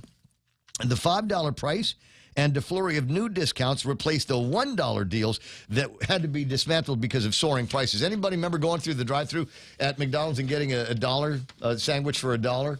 Was it the dollar menu that they used to have? What was on the sandwich things that I liked? Egg and muffins, right? That kind of thing. Well, they're going now for a $5 meal, McDonald's $5 meal, launched with a choice of a sandwich, either a McDouble or a McChicken. Like the McChicken. Little fries, 4-piece chicken nuggets, and a small soft drink. Burger King has rolled out a new $5 Your Way meal. Rudy Rodolfo, if you're still listening, let me know about this. Comes with chicken nuggets, fries, and a soft drink, and a choice of one of 3 different sandwiches over at Burger King. And Starbucks, even though we don't have a Starbucks here, says they are going to come out with pairing menus that will start around $5. So be on the lookout for that, as McDonald's, Burger King, everybody wants to keep their customers, and you might not be in a position where you can afford as much food as you used to be able to get in the drive-thru, and they want to make sure that value is a proposition that keeps bringing people back. Because not everybody's into SNAP. No, not everybody. There's a story, and I've been trying to get the guys from Public Health. We have not been able to get Don Sulat. No. Don Sulat, the guys over at Public Health need to get... he's been Palaxi. They need to get some time on the radio here to talk about how much of this is going to apply. There's a website that I check out every once in a while, Vibes. SNAP for families of 4 can be up to $1,937 in July. Yeah, you know That's the program. big news. That's big news. It's big Yeah. money. It's more than now. Come on, Don. Let me see. Guam can pay up to $1,434 if your family has just 4 members. In the U.S. Virgin Islands, SNAP will get you $1,251. So it's a fairly wide range of benefits that you can get on these SNAP programs. And not everybody is. How do I want to say? There's a lot of people that actually need these SNAP programs. Not everybody is just No doubt, a yeah. lazy knockabout, right? 9:30 in the morning. 888-825-5888 TALK. Is that Jane on the line? Jane on line 1 and Miguel on McDonald's on line 2. Miguel, hold on. I want to talk to Jane first because this will take me a couple of minutes to get through because it will require Jane. Even though she sent me a link with the definition, I'd kind of like to hear it from her. Good morning, Jane, from the Bureau of Women's Affairs. Good to have you online. Thank you, Ray. Good morning to you. So the Bureau of Women's Affairs today at 1 is going to have a press conference. I think you're working with Senator Fisher on this? Yes, that's correct. Okay. We are having a press conference at Adaloop at the large conference room at 1 p.m. All right. So, and I hesitate to pronounce the word because I'm not sure if I'm going to do it right. But there is going to be now a program to help address the alarming rate of maternal and infant mortality rates that we've got here on Guam by bringing in something that sounds like it's deep in the culture, deep in the race already. And that is is it a doula? Doula, the Guahan Doula Project. Oh, my God, I got it right. Okay, so the Guahan Doula Project. Right. And now, basically, I want to say this is midwifery, right? Well, no, midwifery is different because in order to be a midwife, you have to be a registered nurse. Because midwives actually deliver babies. They are more a medical person. A doula is a person who provides support to the mother during the pregnancy, during the birth, and after the birth. And she can also provide support to the partner, to the father. And what doulas do is they educate the woman and the father, the expectant parents, let's call them, on, how to be healthy, how to stay healthy during your pregnancy, how to have a healthy baby, if at all possible, and, what to ask your doctor, what to eat, how to exercise, what you can do to have the best outcome you can with regard to giving birth. And afterward, they provide emotional support because I don't know if you experienced this, but with your partner when you had your daughter, but after you give birth, the woman's hormones are firing on all cylinders all over the place. And sometimes it's hard to contain that. Sometimes women have trouble breastfeeding, and then they feel like a failure, and they get depressed, and it cascades. And the doula is there to provide that support in a non-medical, nurturing, educational way. And part of our issue here is that I checked with GMH last year, and about 17 to 20% of the women who walk into GMH to give birth have never seen a doctor. And that is the first question that I have. When can we invite a doula into the family to begin this wrap process? Because that's what it sounds like, is a gigantic wraparound process where you've got the mother and the baby at the center of all of this, and the doula now is going to go around and start enlisting the aid of the rest of the family, including the father. So when can that start? I mean, as soon as she finds out, as soon as she misses a period or has other indications that she's pregnant, can we make the phone call to the doula then? Well, usually, and, Barb Moffness, who was one of our first doulas, she and Tia Uggan are in line to call you. So, and Tia's a newly trained doula here on Guam, and they can talk a little bit more about that. But you can call a doula when you first learn you're pregnant or, a little bit after the first trimester. It's whenever you want to, and the doula services are as often as you want to see the doula during birth or, when you schedule it. And they don't provide medical advice. This is not a medical advice thing. This is working actually in collaboration with your doctor, because your doula will encourage you to go to the doctor and, these are the best this is how you eat right. For example, if you are, if the prenatal vitamins that they encourage you to take every day are making you sick or are making you constipated or this, they can say, well, check with your doctor, because usually the doctor will say you can take them every other day or every couple days. It's not going to hurt if you don't take it every day. Yeah. But just the advice that there is such a thing as prenatal vitamins, as you point out, and I think very, very accurately, is the number of women who the first time they see a doctor is when the baby's coming out. And Right. we've got to do a better job dangerous. of that. That you get a doctor involved as early as you possibly can on at least consultancy. Then there's a better chance that the child is going to come out with fewer complications. Absolutely, that the mother has a safe birth. Because I spoke to one general practitioner about this, because I wanted to bring doctors in on this, to have the discussion and to be a part of this discussion, because it's not that doulas take the place of a physician. Absolutely not. They work in collaboration with the physician, because, the physician has many, many patients, and he doesn't have time, or she doesn't have time, to sit with each patient and say, hey, this is what, you can't have Spam and rice every day because it's going to, I'm getting a new doctor. So much weight, you're going to cause gestational diabetes or hypertension, or you already have some of these things. And a doula can help you with a better diet, with a little bit of an exercise program, with things that are non-medical that you can do to help your medical experience to be better. And so how this all came about was about October of last year.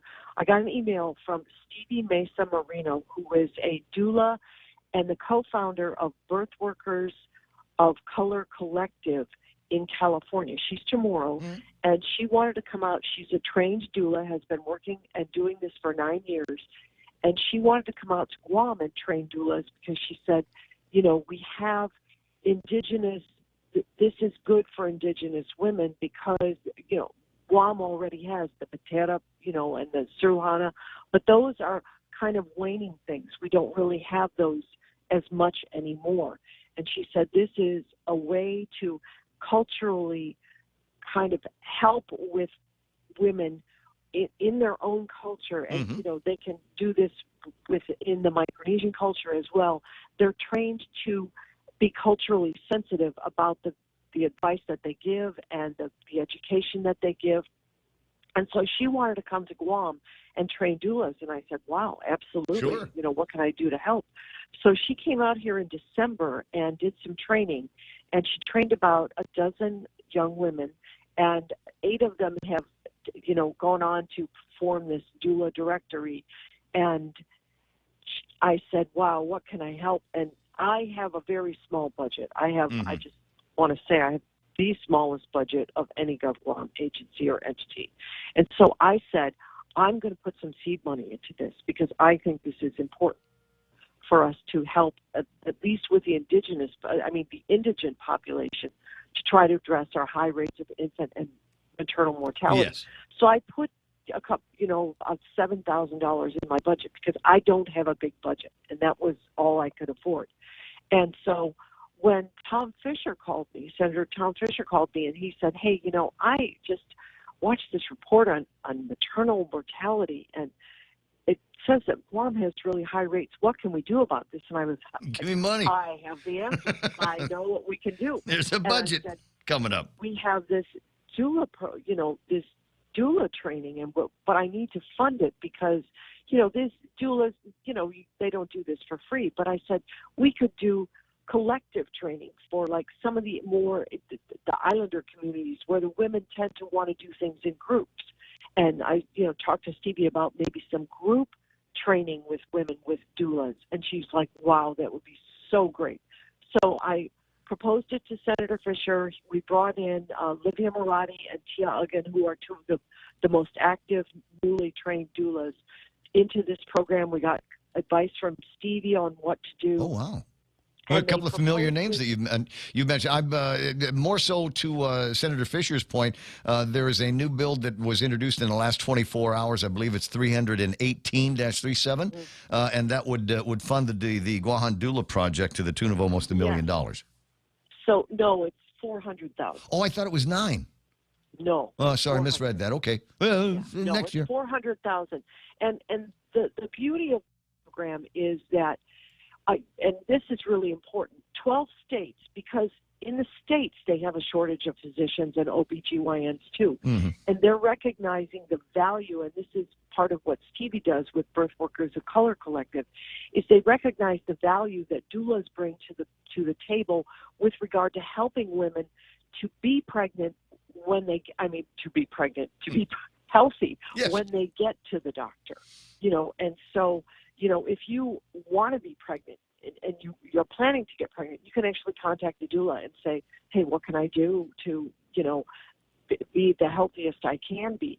And 12 states have already put doula services in their Medicaid program. And I talked to Teresa Areola about this, and she's like, I'm all over it. Send me, what they do in these 12 states with Medicaid plans. Yeah. If there's a way to otherwise fund it with that as well as what we've got coming in from the government of Guam. I'm crazy about this program, and I can hear the enthusiasm in your voice for this, because I think it will go a long way to save lives and the frustrations in families. And you talk about the differences in we are all big melting pot here. It's not just we're not one monolithic population, and there are different things that happen leading up into the pregnancy and the delivery of the baby, and hopefully everybody's healthy after that. But there are also some very, very interesting postpartum cultural activities that take place. The Palauans have a very beautiful one where the women are all, they coat them all in, I forget, turmeric or something like that, and have them basically smoked in on in a little house, a teepee or something like that. And I know what the function of it is, but I'm not going to say it on the radio. You have to find a Palauan doula, and she'll tell you what that's all about. But being able to incorporate all of those different things for all the different cultures and the ladies of the cultures that we have here on Guam, I think is going to go a long way towards not just healthy pregnancies, but healthy deliveries and a healthy postpartum environment as well. Well, thank you for your support, because that's exactly what we want to do. Most of this funding will go to either training doulas from the different cultures or the actual doula services. And then once we get doula services included in Medicaid, and I spoke to the governor about this, and she is willing to put doula services in the Guam insurance plan, and we're hoping to talk to private insurance companies as well, because this is one of those things that it's like an incentive to be healthy. If you fund doula services, you have a much lower rate of issues in pregnancy. Doula services have much lower rates of C-sections, birth complications, and these are things that raise up your insurance rates as well. Yeah. So fewer claims is better for the insurance industry and better for everybody overall. Well, better, yeah, absolutely. Listen, I'm going to get off the air because Barb Moffness is standing in line, and Tia Uggan to talk to you as well. So I'm going to get off the They could have called anytime. I have multiple lines here. They can call anytime. Barb or Tia call you right now. So because Barb is one of our first trained doulas, she's also a breastfeeding coach and an RN, and she can tell you all about this program and what it does. And Tia can tell you about having been trained and being a new doula. So let me get off the air and let them get on, because they're actually in it. Okay? Am I hanging up the line, or are you going to give the phone to somebody, or are they going to call in? No, they're going to call in. They're not with me, but they're going to call in. So I'm going to thank you for your support. Thank you to Senator Fisher and the 8 other senators, Senator San Augustine. And can I read down the list? There's 9 people on this bill. Sure. Senator Fisher, Senator San Augustine, Roy Kanata, Will Parkinson, Dwayne San Nicholas, Chris Duenas, Tina Munoz-Barnes, Jesse Lujan, and Amanda Shelton, who is the chair for the Committee on Advancement of Women. So, thank you to all. Yeah, you've got the 8 votes that you need to move. You got the 8 votes that you need to move that forward. And if the governor's already on your side, then I can anticipate that 318 will be a successful measure. It just needs to go through the process at the legislature. And I think a public hearing on this would be very, very healthy for the entire community to get into. Absolutely. Thanks so much, Ray. No I'm problem. going to get off the line now. Thank you very much. Take care, everybody. I'll see you pretty soon. 9:45, and as she said, Barb and or Tia are going to be calling in here in just a couple of moments. I'll take the opportunity for a break, and when we return, we'll see if they're on the line. If not, hey, you know me, got plenty stuff to talk about. Be right back. New benefits are taking flight. Instead of 2 times miles, the United credit card from First Hawaiian Bank is now introducing 3 times miles on every dollar spent on United tickets purchased through United ticketing channels. Apply by August 31st, 2024, and if approved, you can earn 35,000 miles when you spend $1,500 within the first 3 months. Get on board with the First Hawaiian Bank United credit card. It all starts with yes. Terms and conditions apply. To learn more, visit a First Hawaiian branch or go to fhb.com/United. From now until July 31st, Lotte Hotel is offering a 20% local discount on dinner every Tuesday and Thursday through Sunday. That's 20% off a buffet that includes steak, lobster, snow crab, free-flowing Bud Draft on tap, and a performance by the Nativo Dance Group. A special magic show is scheduled for June 21st and 28th. Book your dinner buffet at the Lotte Hotel at 646-6811. Bud Light reminds you to enjoy responsibly. This summer, don't miss out on a hot opportunity. Save big when you upgrade to Docomo Pacific's Business Unlimited Max. Say goodbye to hefty fees and enjoy free roaming in the U.S., Japan, South Korea, and the Philippines. But that's not all. From now until August 31st, save up to $20 a month on payments. A whopping $600 in overall savings. Plus, receive $150 towards mobile accessories. Some conditions apply. Call 688-2677 to upgrade and maximize your benefits this summer.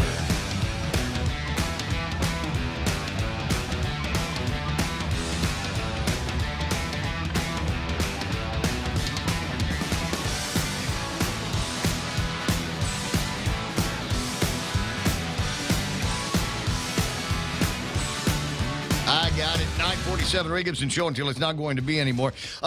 Just a couple of reminders here. I need you to go to guamtime.net on the World Wide Web. Could you do me that favor? And while you're there, it's a great repository to find out where there's great entertainment tonight. They've got a nice little calendar that frankly, I'm going to see if I can put it up on the screen so you can see it. But while you're at guamtime.net, go to where our event is going to be. It's Throwback number 2, July 13th at Club Zoo in Tumon. You know the spot. It's where we had the first throwback party. That we packed that place up 9 o'clock. There was already a line at the door like it was 1978 again. And as they got people in, the dance floor was packed at 10 minutes after 9. And all kinds of people there being able to put their hands into the air and pull money out of it. We had hundreds and hundreds and hundreds of dollars in a money drop that we did. There was one of those selfie things that we had, the selfie booth that was going on over there, and all kinds of drink specials all night. And we're doing it again. Everybody who was there says, you got to do it again. And the people that weren't there said, oh my God, I'm hearing nothing but great things about this. I can't believe I missed it. When are you doing it again? The answer is July 13th, Club Zoo. We're even opening the doors a half hour earlier so that you can get started on your evening. My recommendation, go grab a bite to eat at Animos and then get into the line. And I don't want you to be in line for too long. So that's why we're doing online sales. Tickets are $20 plus taxes and fees because the people at Guam Time need to make a couple of bucks off this as well. And that will get you into the door faster. Now, I am getting questions about VIP sections and things like that. I don't know enough about that, baby. But I do know that there's at least one group of folks that have already made contact with the dudes that run Club Zoo, and they have already gotten their VIP seating, and the tables all squared away. So it sounds to me like that's something that you can work out with the Zoe people. Just give them a ring. Otherwise, grab your tickets. They're online, and you can run the credit card through, and everything is going to be groovy. You get a little QR code, and we'll meet you at the front, and then get you in, put a little thing on your a wristband or something like that, and it's going to be groovy. And the music's good because it's Daryl doing the spinning.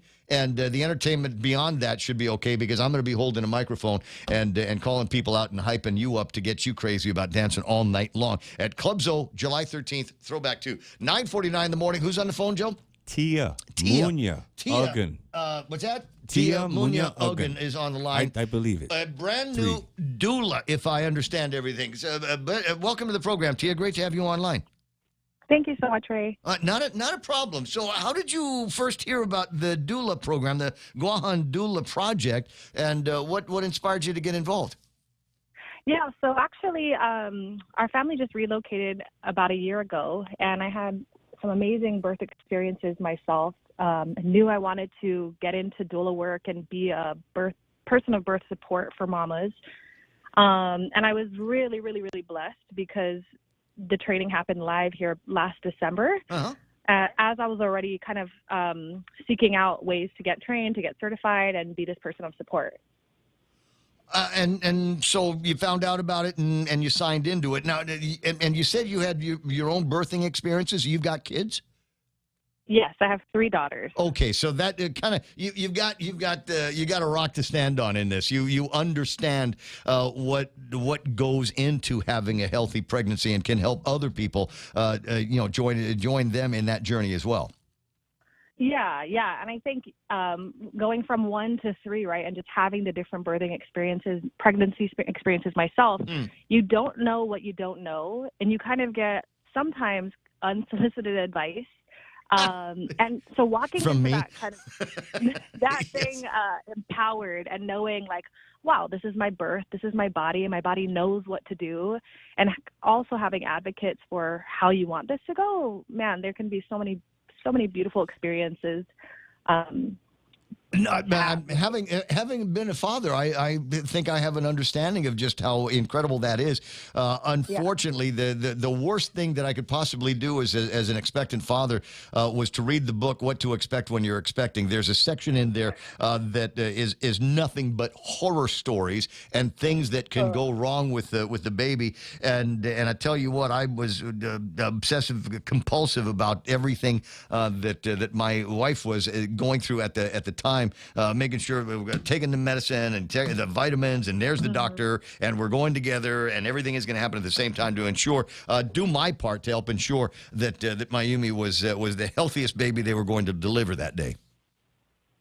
Yeah, I think there are so many different stories, right? And birth, as unpredictable as it can be, I feel like if we can come with the approach of, okay, how do we become aware of what's possible, so we have the medical professionals in place to help and assist, the interventions and all that stuff, right? But also mama and the birthing person going in there knowing, like, again, I can do this. What are my options? How do I listen to my body? And having someone guide them through that. Or even education prior to, right? How do we minimize maybe even traumatic birthing experiences so that we have this holistic experience that we can pass on from generation to generation? So it's a different conversation. Yeah, a lot to process there. But I think one of the issues that you are going to need to work on as we get more deeper into the Guam Doula project is just getting the word out. I think that there are a lot of women from different backgrounds on the island of Guam that don't have a very good handle on the healthcare system. I think that could be said about anybody, but I think that there's a lot of people that don't necessarily have reliable access to the healthcare system, and so as a result of something that you and Jane and I were talking about, in a lot of cases, a surprising and alarming number of cases, the first time that a mother will see a doctor is the day the baby is coming out.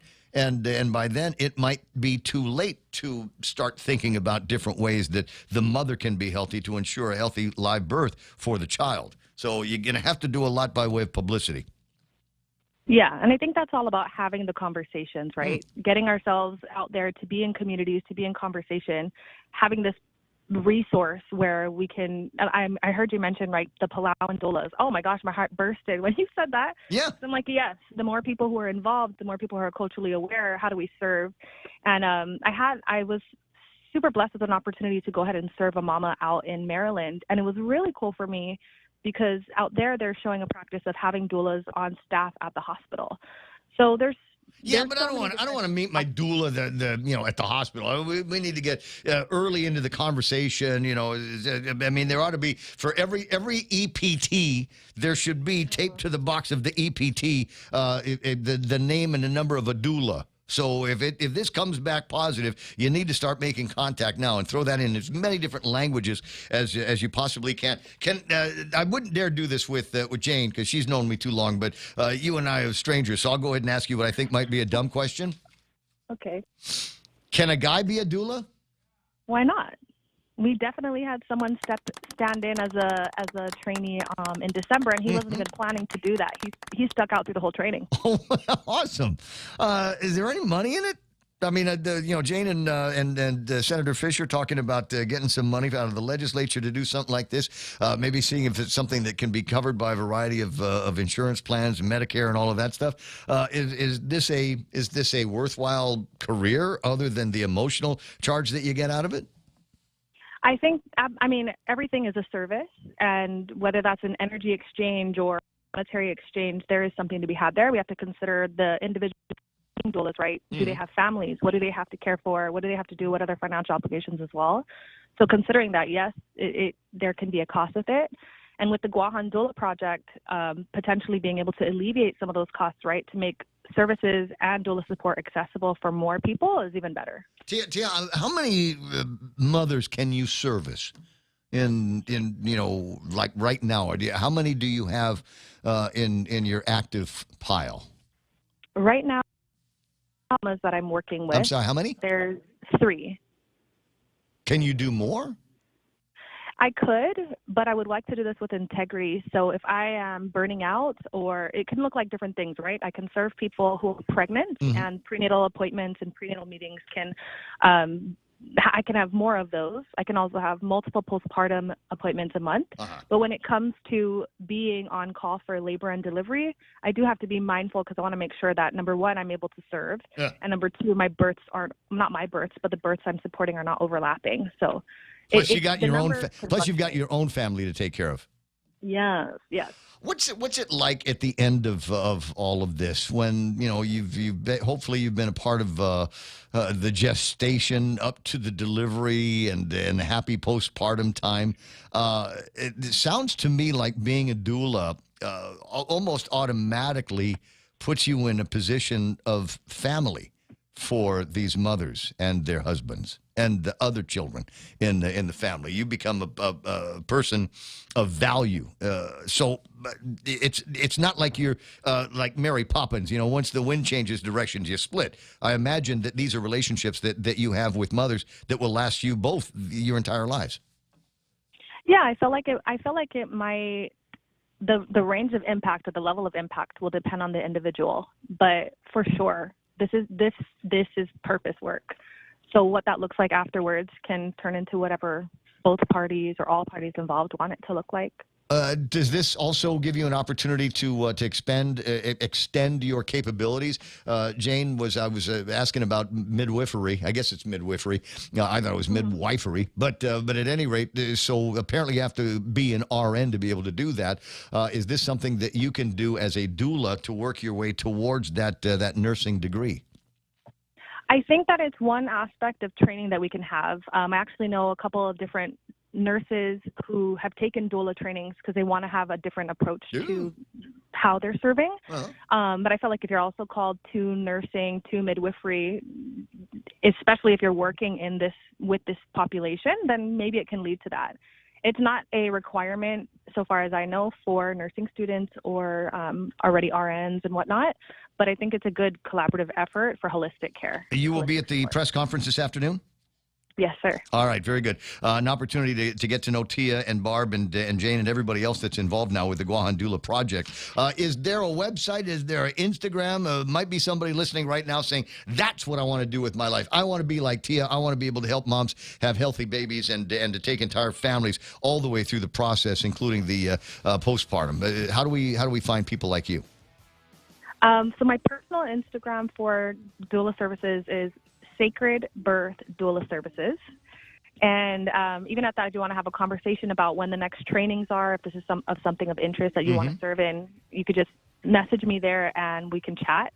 I do have a website, but it might be a little harder to get off on the air. Then let's just say with the Sacred Birth, start a search on Instagram for Sacred Birth. I'm sure you've got a link tree or something like that where people can get the rest of it. And if you want to, you can send it to me. I'm Kaduku Ray on Instagram, and love to share your Instagram page with my followers and my viewers so that maybe they can get involved as well. Yeah, thank you so much, Ray. You're welcome. Thanks very much for the time, Tia. Good luck with the press conference, and good luck with the money, the $400,000 from Senator Fisher. I wish you guys good luck on that. I don't think there'll be a problem at all. I got a breakaway. It's time for Fox News on the Point. Talk to you soon, Tia. Lisa Lacera, Fox News. The Homeland Security Secretary says a report that hundreds of migrants with ties to terror have entered the U.S. is untrue. Secretary Alejandro Mayorkas responding to a report that DHS confirmed more than 400 migrants entered the U.S. via an ISIS-linked group. That reporting is incorrect. Stating they've not identified 400 with ISIS ties. Let me again assure you that individuals who are identified to have those ties would pose a concern to us from a public safety and a security perspective, and they would be prioritized.